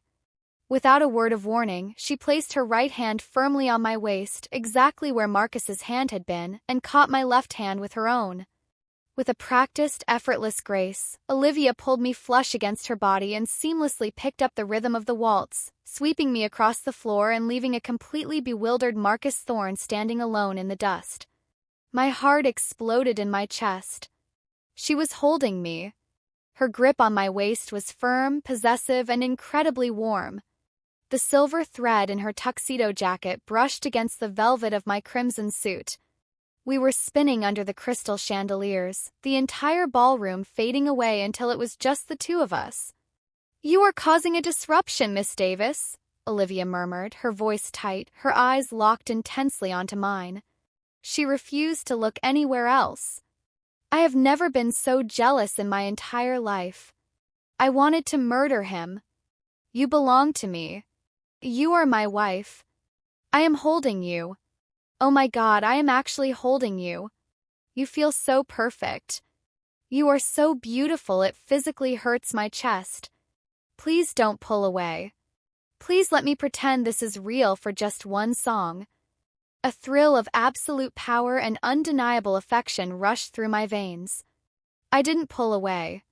Instead, I moved my hand from her shoulder and slid it up, resting my fingers lightly against the nape of her neck, tangling slightly in the soft hairs at the base of her perfect chignon. Olivia inhaled sharply, her grip on my waist tightening involuntarily. "Am I causing a disruption, Olivia?" I whispered, leaning in so my lips were agonizingly close to her ear, letting her feel the warmth of my breath. "Or are you just territorial?" The Ice Queen stumbled, missing a step in the waltz for the first time in her life. The chaotic, desperate screaming in her head was the most beautiful music I had ever heard. End of Part 7. Part 8. The Ice Queen stumbled, her perfectly polished Oxford shoe catching awkwardly against the polished marble floor. For the first time in her illustrious, meticulously controlled life, Olivia Sterling lost her rhythm. Territorial? Did she just say territorial? She knows. Oh my God, she knows I am a possessive, jealous monster. My heart is beating so fast I am going to pass out on the Plaza Hotel dance floor. If I pass out, Sarah will have to drag my body out by my ankles. Keep moving, Olivia. 1, 2, 3. 1, 2, 3. Why is her hand on my neck? I am evaporating. I am literally turning into steam. I let out a soft, delighted laugh, the sound practically vibrating against Olivia's chest as we pulled back into the rhythm of the waltz. Her grip on my waist had become rigid, like she was holding on to me for dear life to keep from floating away. Her icy blue eyes were wide, staring at me with a mixture of absolute panic and overwhelming adoration. "Careful, Miss Sterling," I murmured, a teasing smile playing on my lips. "Everyone is watching. We wouldn't want the board of directors to think the CEO of Vanguard Media has 2 left feet." Olivia swallowed hard, her throat working visibly. She instantly stiffened her spine, forcing the glacial, impenetrable mask back onto her face, though the deep flush on her cheeks betrayed her completely. "I tripped on a discrepancy in the flooring," Olivia said, her voice strained and entirely unconvincing. "And to answer your previous highly unprofessional question, Miss Davis, I am not territorial. I am simply protecting a critical company asset from a competitor." Marcus Thorne's intentions were entirely transparent. Liar. Liar. Liar. I wanted to throw him through a plate glass window. I want everyone in this room to know that you are my wife. I want to buy a billboard in Times Square.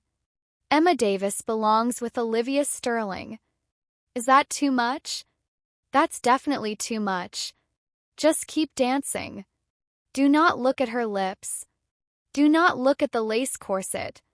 Look at the chandelier. The chandelier is safe.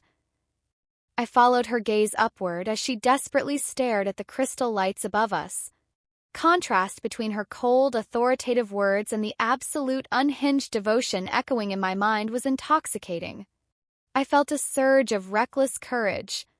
If she was going to hide behind corporate jargon, I was going to push her until she couldn't anymore.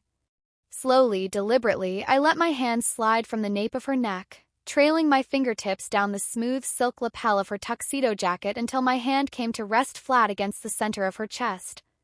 I could feel the frantic, thunderous beating of her heart through the crisp white fabric of her shirt. "Well, I appreciate you protecting your assets," I whispered, stepping half an inch closer, completely erasing the polite distance between us on the dance floor. "But you don't have to worry about Marcus. I only dance with my boss." Olivia sucked in a sharp breath. Her eyes snapped down from the chandelier, locking onto mine. The mask was cracking, fracturing into a million tiny pieces. "She is going to kill me. She is actually going to be the death of me. Cannot breathe. She is too beautiful. The red suit, the dark lipstick, the way she is looking at me like I am the only person in the entire world. I want to kiss her. I want to kiss her right now. In front of the board. In front of Marcus. In front of the entire city of New York." The sheer intensity of her thoughts sent a shiver down my spine. We were swaying slowly now, barely even following the waltz, completely lost in our own private orbit. The string quartet, the clinking of champagne glasses, the murmurs of the wealthy elite, it all faded into white noise. But reality has a nasty habit of crashing in when you least expect it. Out of the corner of my eye, I saw the flash of a camera. Then another. Press photographers, who were supposed to be cordoned off near the entrance, had managed to sneak to the edge of the ballroom. They had their lenses pointed directly at us. The terrifying, notoriously single, ice-cold CEO of Vanguard Media was currently wrapped around a junior director in the middle of the dance floor, staring at her like she hung the moon. It was prime tabloid material. Olivia noticed them a fraction of a second after I did. The spell shattered instantly. The vulnerability vanished from her eyes, replaced immediately by the ruthless, calculating glare of a cornered predator. No. No, no, no. The press. The board. The arrangement. If they find out, they will scrutinize her. They will drag Emma into the spotlight. They will ruin her life. I have to protect her.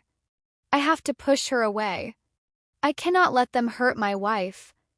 Before I could even process the sudden shift in her internal monologue, Olivia dropped my hand as if it had burned her. She stepped back, putting 2 feet of cold, empty space between us. "That is enough," Olivia said, her voice dropping the temperature in the room by 20 degrees. "We are creating a spectacle. Follow me. Now." Without waiting for a response, she turned on her heel and marched toward the grand exit at the back of the ballroom, her posture rigid and unforgiving. I stood frozen for a moment, the loss of her warmth leaving a sharp ache in my chest. I heard her thoughts. I knew she was doing this out of a twisted, terrified sense of protection, but the sudden rejection still stung. Gathering my pride, I smoothed down my crimson blazer and followed her quickly through the parting crowd. Olivia didn't stop until we reached a secluded, dimly lit VIP balcony overlooking the glittering lights of Fifth Avenue. She pushed the heavy oak doors shut behind us, plunging us into the quiet, cool night air. The heavy velvet curtains muffled the sound of the orchestra inside. We were completely alone. Olivia walked to the edge of the stone balustrade, gripping the railing so tightly her knuckles turned white. She stood with her back to me, staring out at the city, her shoulders heaving with silent, ragged breaths. "Olivia," I started softly, stepping out onto the balcony.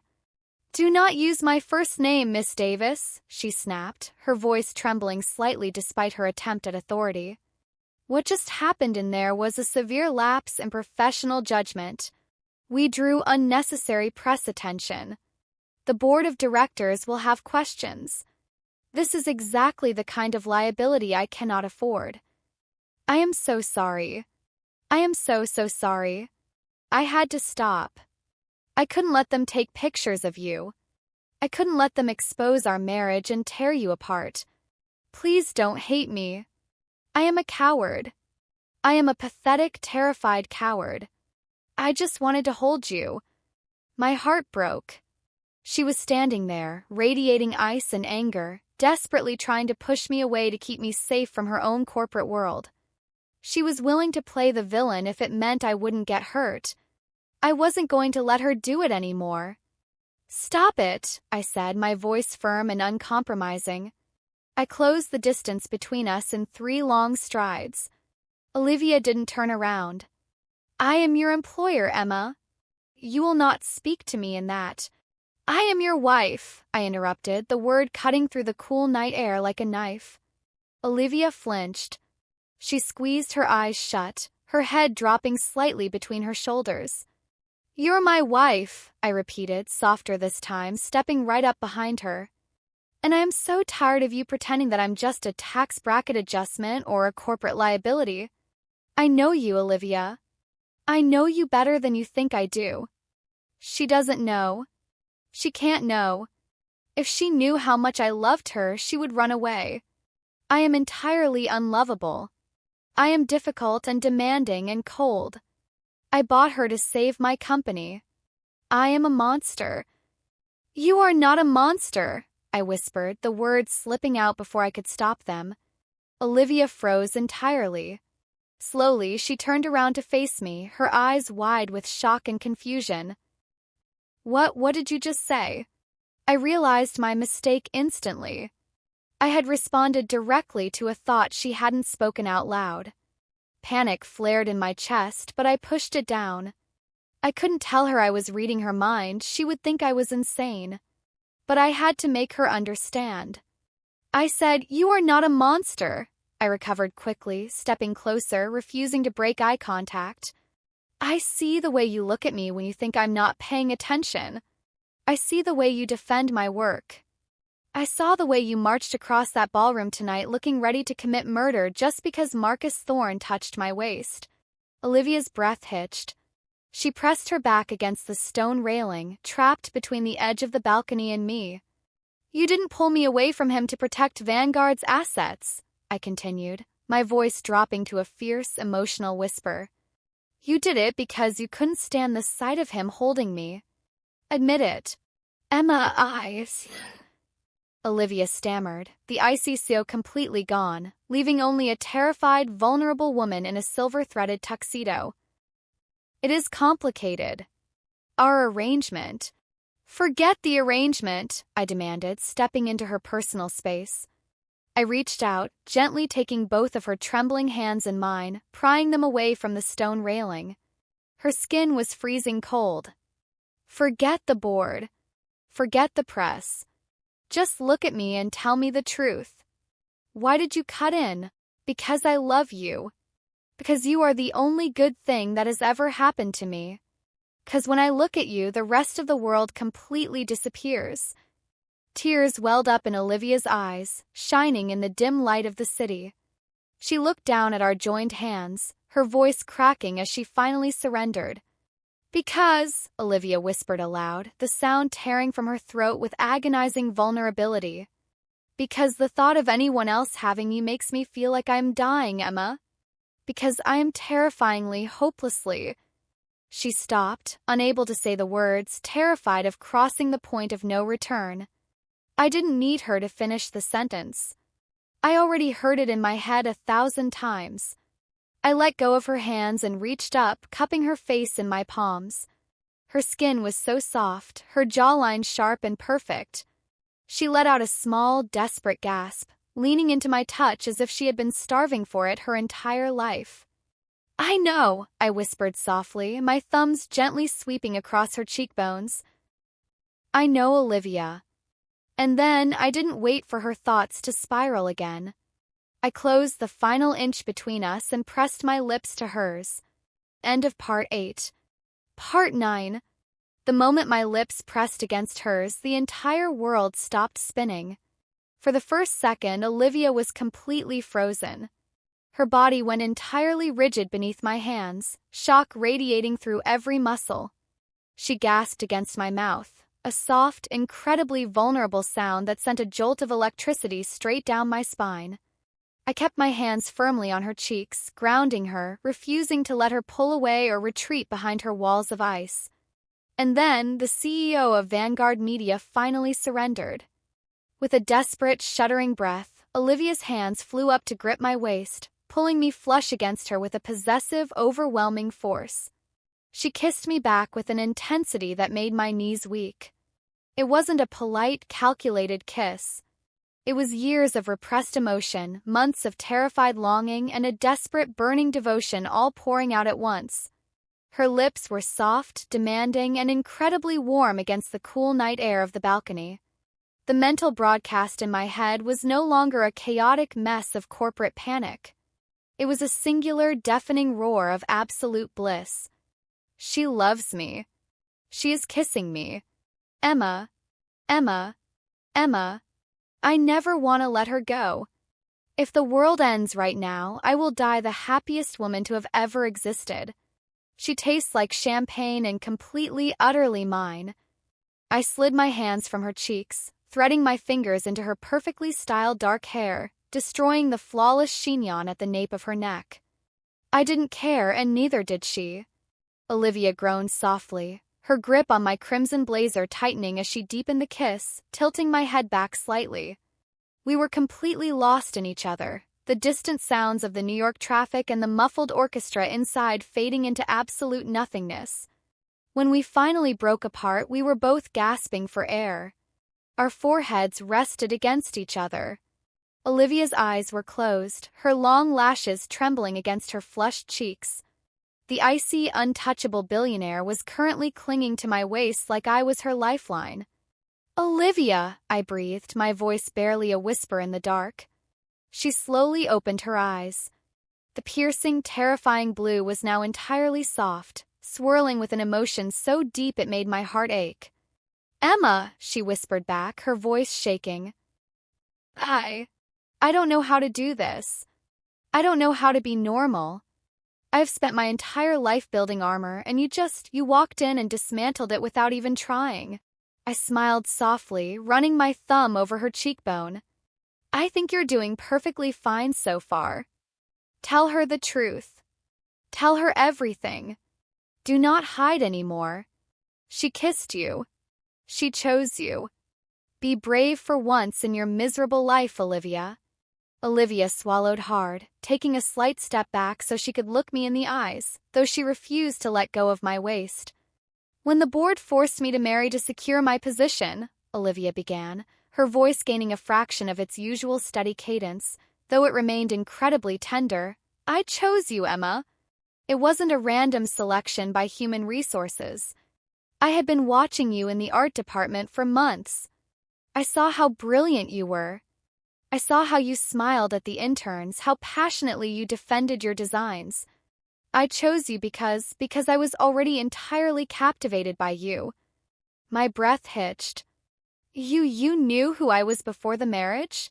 "Of course I did," Olivia admitted, a self-deprecating smile touching her lips.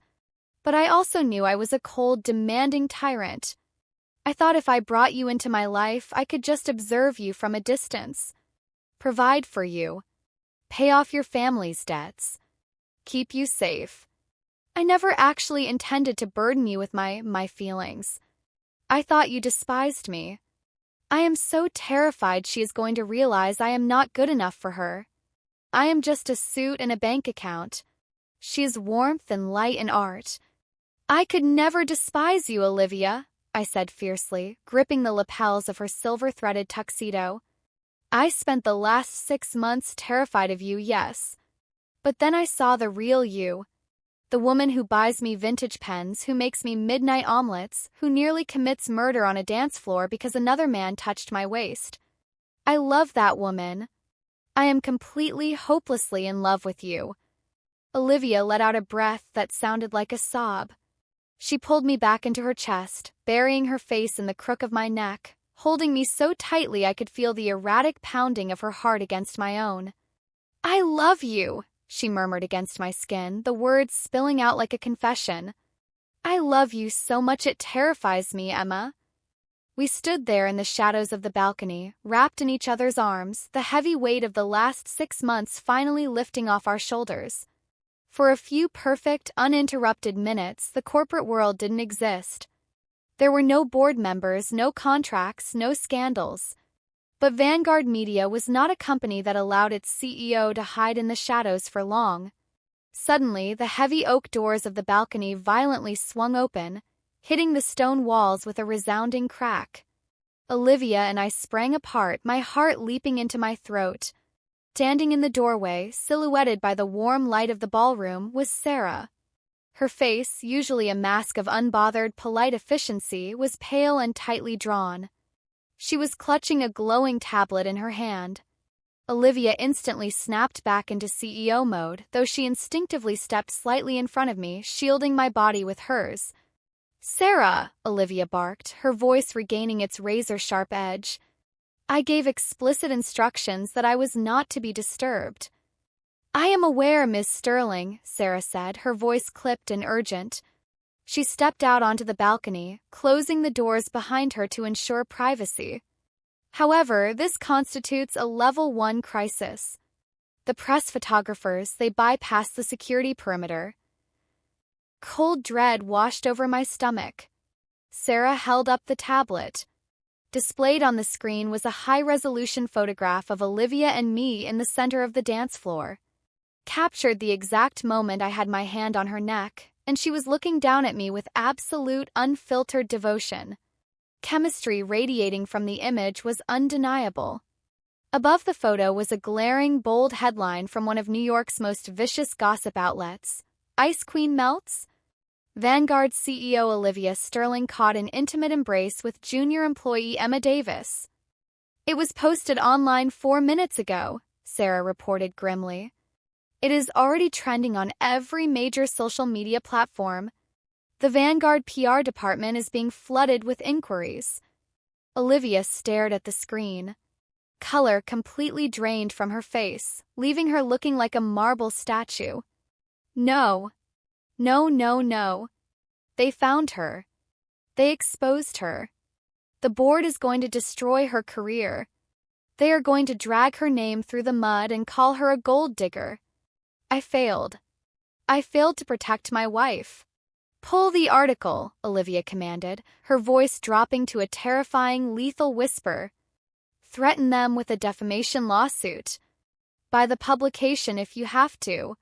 Scrub this from the internet immediately. Miss Sterling, you know we cannot scrub it fast enough. It has already gone viral, Sarah replied calmly, though her eyes flicked to me with a hint of sympathy. Furthermore, Arthur Pendleton and the senior board members saw the notification on their phones inside the ballroom. They are demanding an immediate explanation.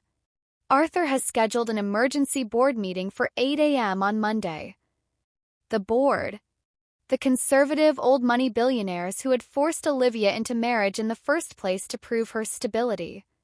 If they found out she had married a subordinate and kept it a secret, they wouldn't just fire her. They would invoke the morality clause, strip her of her shares, and ruin her entirely. Cancel the rest of my appearances for tonight, Olivia said sharply. Have the car brought to the private loading dock. We are leaving. Now. 10 minutes later, we were sitting in the back of the town car, speeding through the neon-lit streets of Manhattan. The silence in the car was suffocating. Olivia was staring out the window, her jaw locked so tightly I thought her teeth might shatter. Unlike before, we weren't sitting on opposite sides of the massive back seat. I was sitting right next to her, my hand firmly intertwined with hers. She was gripping my fingers with a desperate, crushing strength. I have to resign. It is the only way to save her. If I step down as CEO before Monday morning, the board will lose their jurisdiction. I can take the fall. I can say I pressured her. I will not let them ruin Emma's career. I will give up the company. It doesn't matter anymore. Nothing matters except her. Tears pricked at the corners of my eyes. This brilliant, powerful woman who had spent her entire life building Vanguard Media was ready to throw her entire empire away in a heartbeat just to keep me safe. I squeezed her hand hard, forcing her to look at me. "You are not resigning, Olivia," I said, my voice cutting through the heavy silence of the car. Olivia flinched, her eyes widening. "Emma, you don't understand the board. Arthur Pendleton has been looking for an excuse to oust me for years. Fraternizing with a subordinate is a direct violation of corporate policy. The scandal—" "We are legally married," I interrupted fiercely. "We have the paperwork. It isn't fraternization. It's a marriage they demanded you get. But I didn't disclose that it was an employee." Olivia fired back, her voice raising in panic. "Emma, they will accuse you of sleeping your way to the top. They will say your promotion to the Horizon campaign was nepotism. They will tear your reputation to shreds. I cannot allow that. If you step down, you let them win," I said, leaning in and placing my free hand on the side of her face. "Olivia, listen to me. I don't care about the tabloids. I don't care what Arthur Pendleton thinks of me. I am not a fragile little girl who needs you to fall on your sword to protect her. I am your wife, and we are going to fight this together." "She is so brave. How is she so brave? I am terrified, and she is looking at me like we can take on the entire world." Olivia's breathing slowed. The frantic, terrified storm in her eyes began to settle, replaced slowly by the fierce, calculating intelligence that made her the most formidable CEO in New York. "Arthur thinks he has us cornered," I murmured, a determined smirk crossing my lips. "But he doesn't know that the Ice Queen has a secret weapon. We have all day Sunday to prepare. We are going to walk into that boardroom on Monday morning, and we are going to destroy them." Olivia stared at me for a long, breathless moment. A slow, dangerous smile finally curved her lips, her thumb brushing against my knuckles. "They won't know what hit them, Miss Davis." End of Part 9. Part 10. Sunday at the penthouse was a blur of high-stakes corporate warfare. The massive, pristine marble dining table was completely covered in financial records, HR files, and quarterly performance metrics. We didn't sleep. We drank endless cups of black coffee, pored over the Vanguard Media bylaws, and formulated a plan so devastatingly precise it would make a military general weep with pride. For the first time, I saw the true extent of Olivia Sterling's brilliance. She wasn't just a CEO, she was an apex predator in a tailored suit.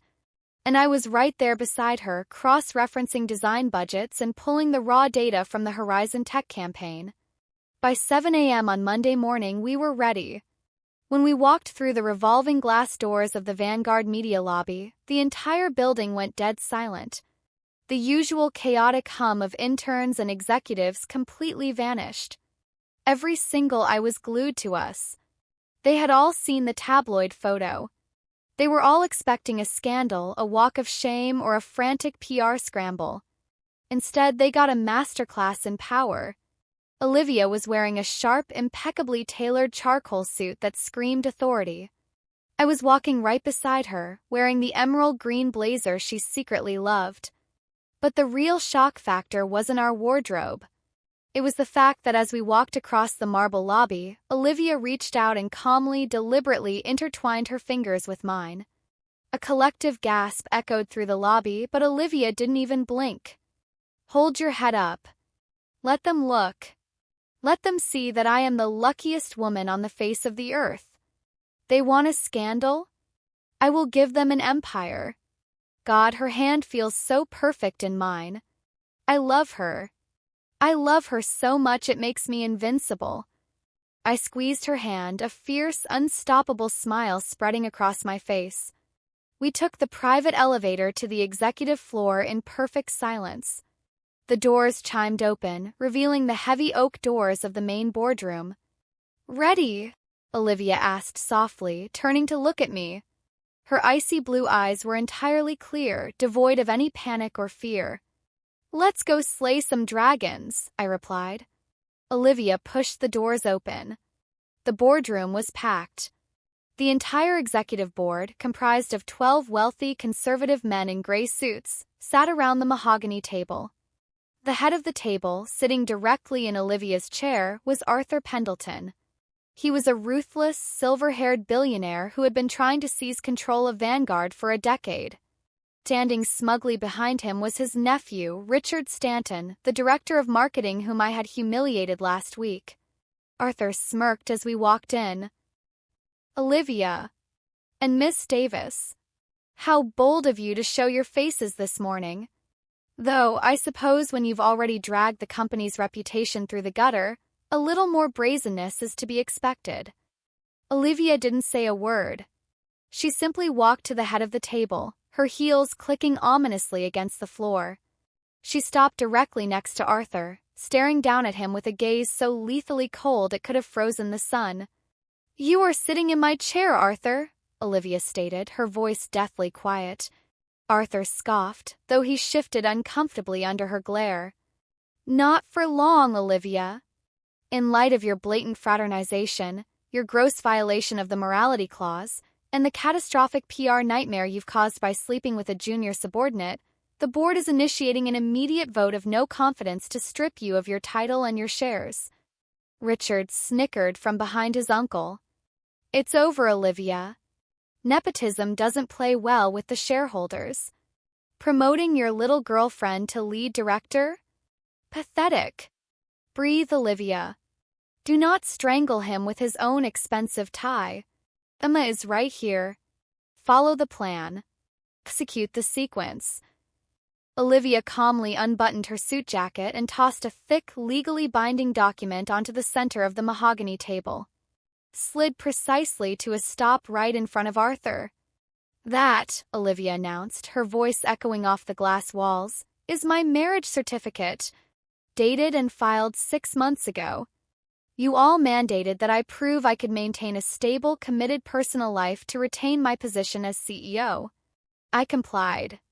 Emma Davis is not my girlfriend. She is my legal wife. There is no fraternization policy that prohibits a married couple from working in the same building." The boardroom erupted into frantic, shocked murmurs.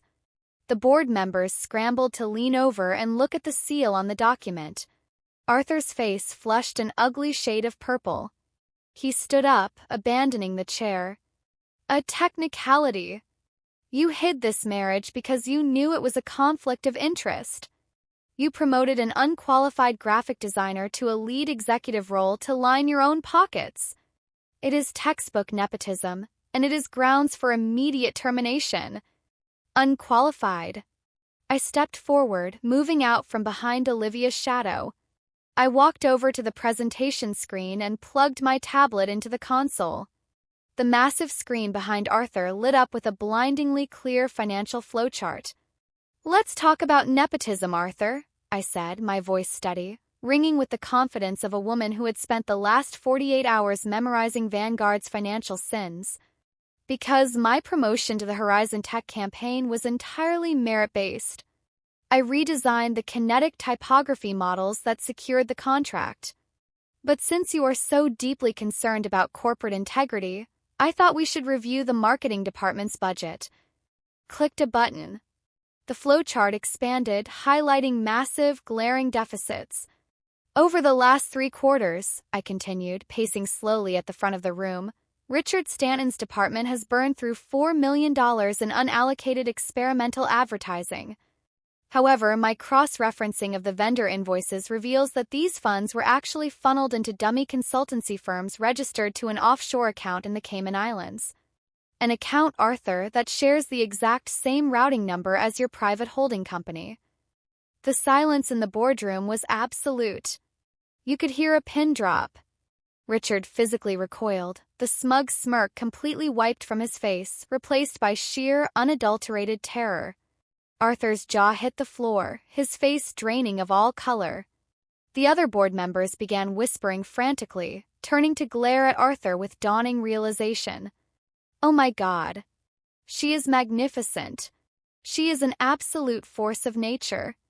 Look at her taking them down. She is a queen. I want to build a monument in her honor. I am the luckiest woman alive.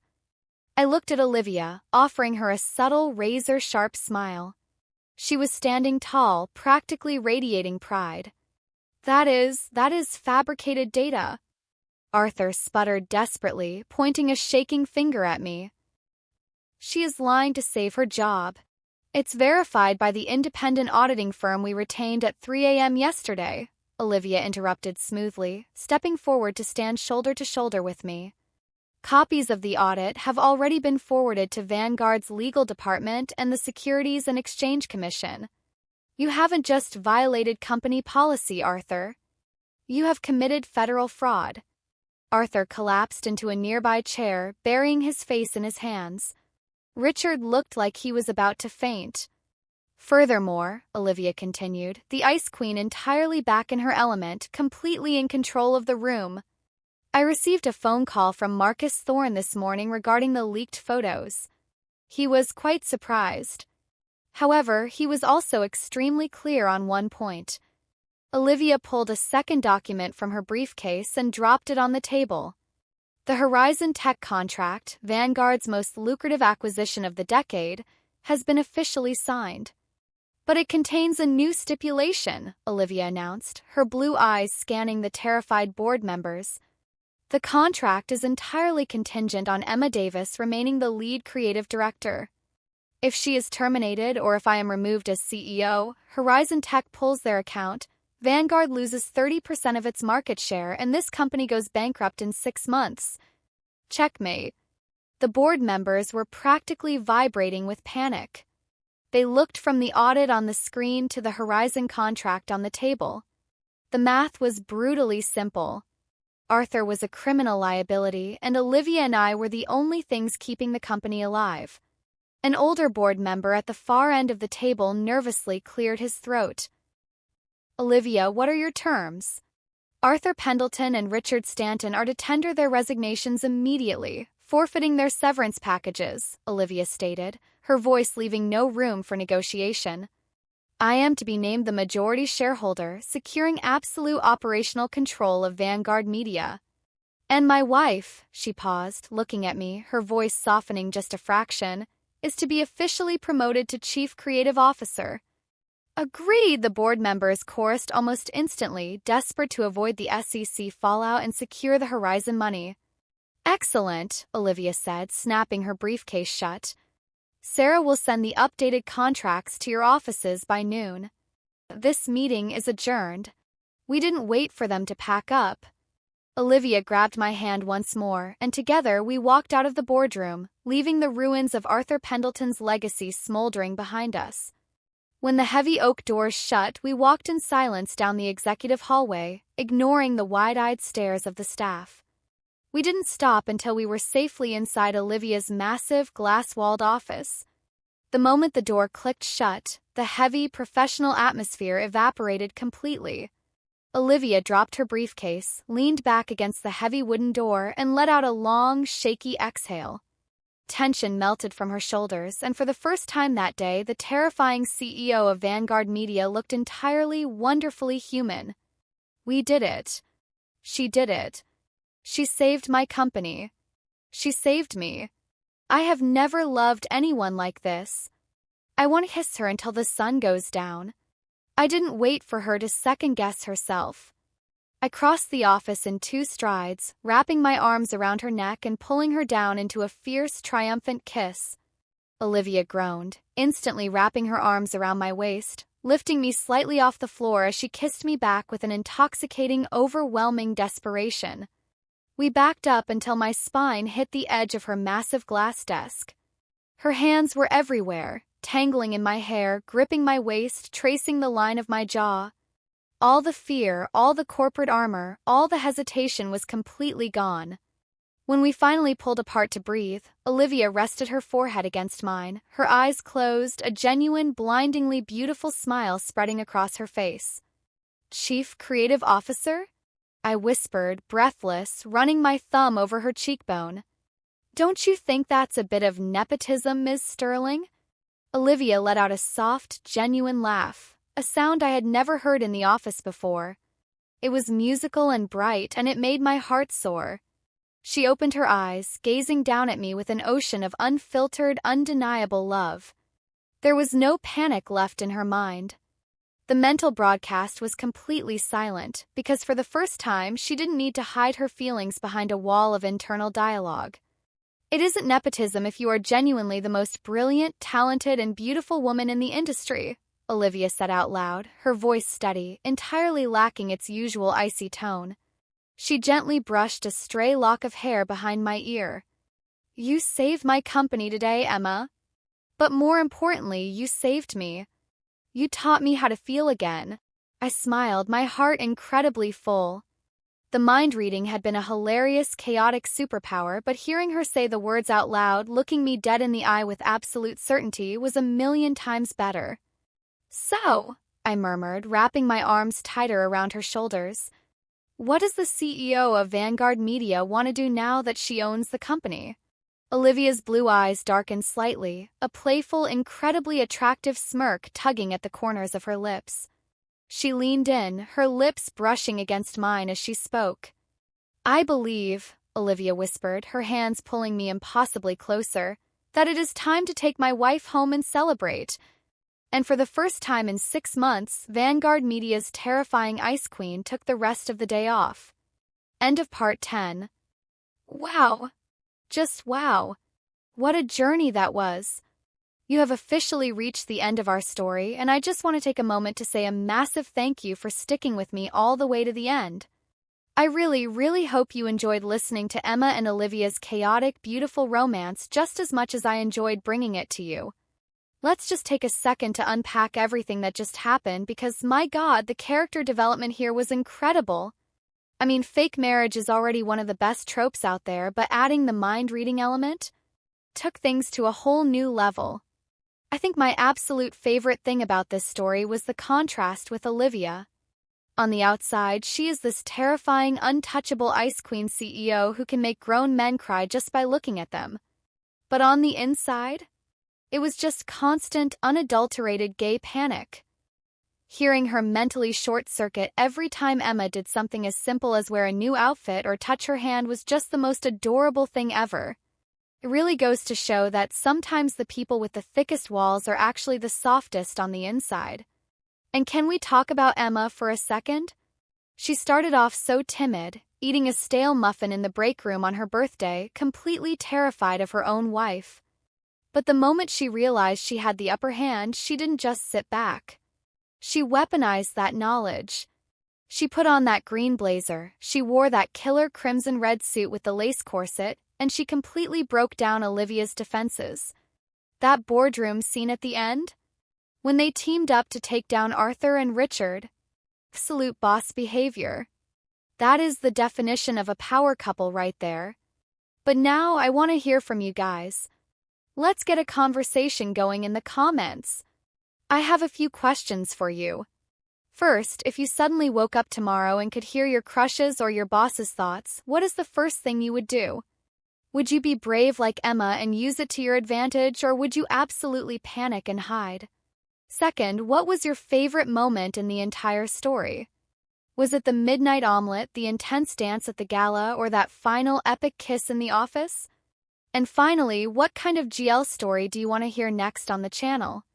Do we want more corporate workplace romance, enemies to lovers, maybe some fantasy or college tropes? Let me know down below. I read every single comment, and your feedback helps me create the exact stories you want to hear. If this story gave you all the butterflies, please make sure to hit that like button. Takes 1 second, but it helps the channel out so incredibly much. And if you are new here and you love WLW and girl love stories, what are you waiting for? Hit that subscribe button and turn on the notification bell so you never miss an upload. Welcome to the Your GL Girlfriend family. Thank you all so much for watching, for liking, and for your amazing comments. Stay safe, keep reading, and I will see you all in the next video. Bye!